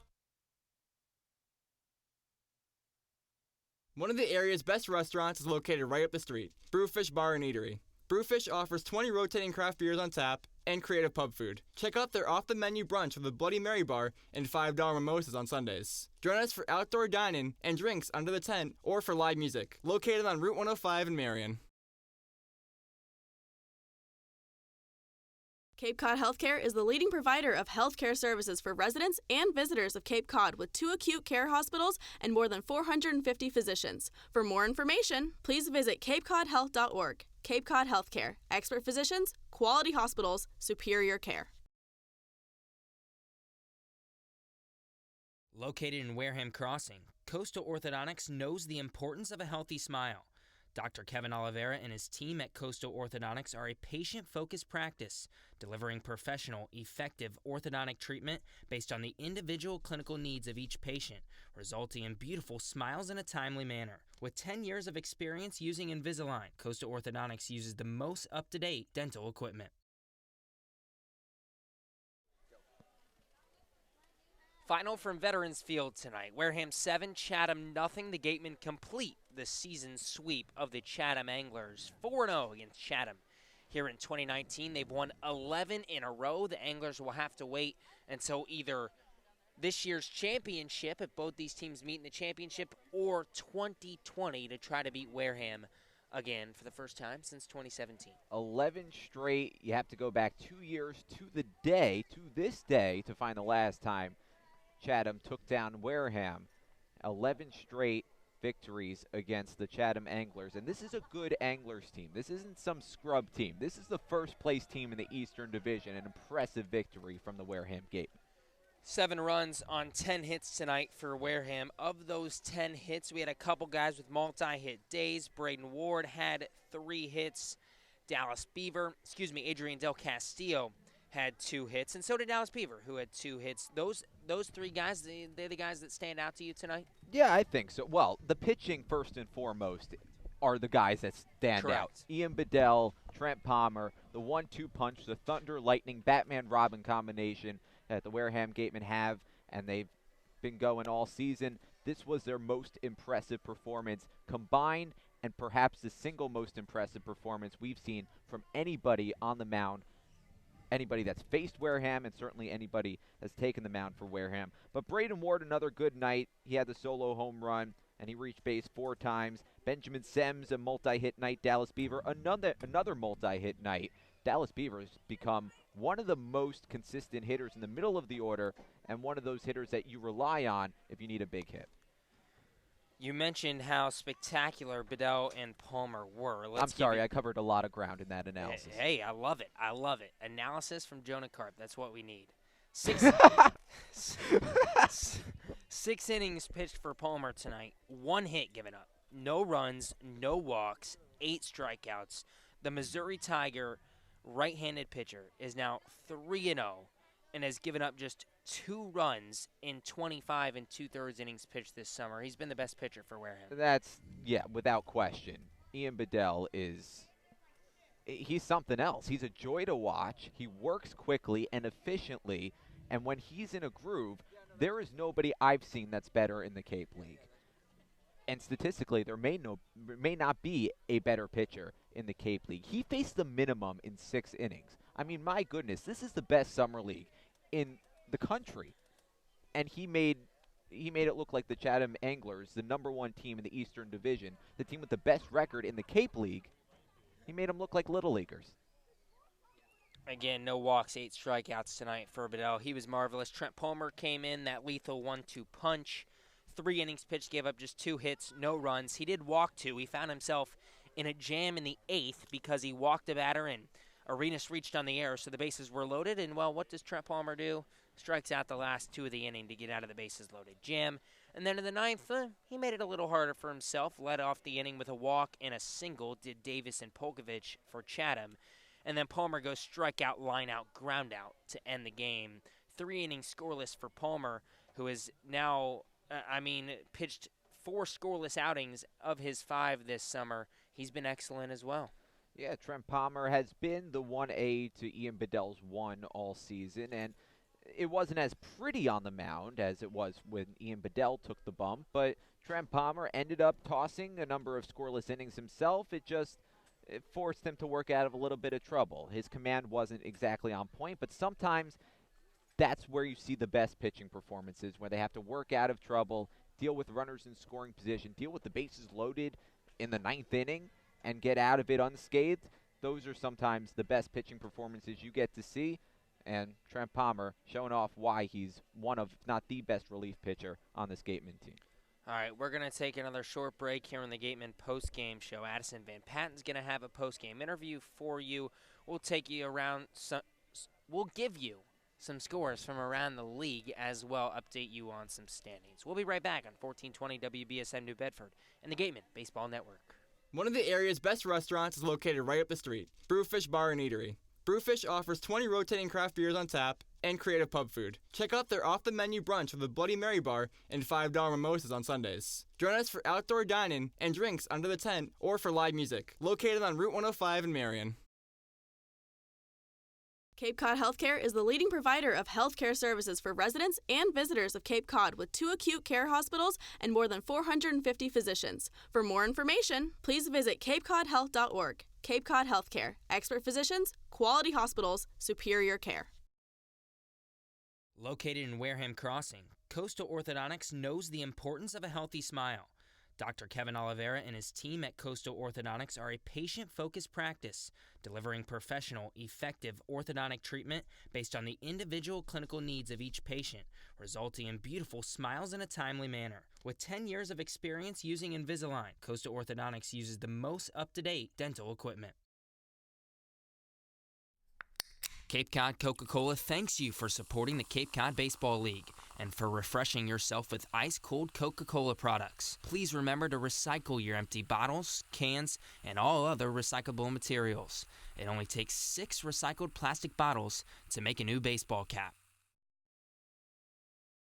Learning at Curry College extends beyond the classroom and is embedded in all that they do.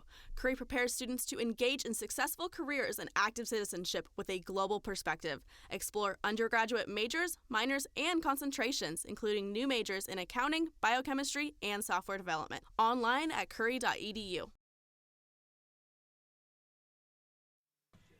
Final from Veterans Field tonight. Wareham 7, Chatham nothing. The Gatemen stay in first place in the West. They complete the season sweep of the Chatham Anglers. 7 runs on 10 hits tonight for Wareham. No runs on 3 hits for Chatham. And before we get to our post-game interview tonight, let's take you around the league a little bit as this game here was nearly the last game to go final. Katuitt beat Falmouth tonight. That's the important one for Wareham. 6-1 the final. Katuitt wins.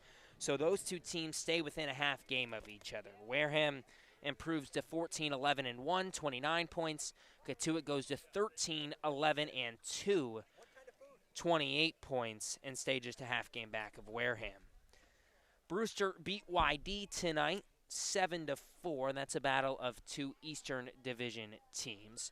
Bourne and Hyannis, the Harbor Hawks. Bourne winning right now 4-2 as the Braves continue to just stay hot after starting this season slow. Bourne still in 4th place in the West. And that'll do it for your around the league. Excuse me, Orleans up 3-2 on Harwich right now in another battle of Eastern teams. So just looking at the West, Bourne, if they hold on to beat the Harbor Hawks, will stay in 4th. The Harbor Hawks fall even further and stay in 5th place in the West. Falmouth lost to Cotuit, so Wareham is now 2 games up on Falmouth in the West and still just a half game up on the Cotuit Kettleers. Okay, we'll see if we can get a post-game interview tonight or not. We'll take one more short break, come back, and we'll wrap it all up for you on 1420 WBSM New Bedford and the Gatemen Baseball Network. Come as you are, sit down, and relax at the deck of the Gateway Tavern. Enjoy the view while exploring their extensive food and drink menus for the ideal Cape Cod dining experience. Gateway Tavern, the official helmet sponsor of the Wareham Gatemen. Joanne Stevenson and William Ravis Real Estate, a double play when it comes to selling or buying a home. With 19 years of experience in residential real estate and ranked #1 globally, they are sure to help you with all of your hopes and dreams. William Ravis Real Estate, the official real estate company for the Boston Red Sox, and Joanne Stevenson, your hometown agent, proudly support the Wareham Gatemen.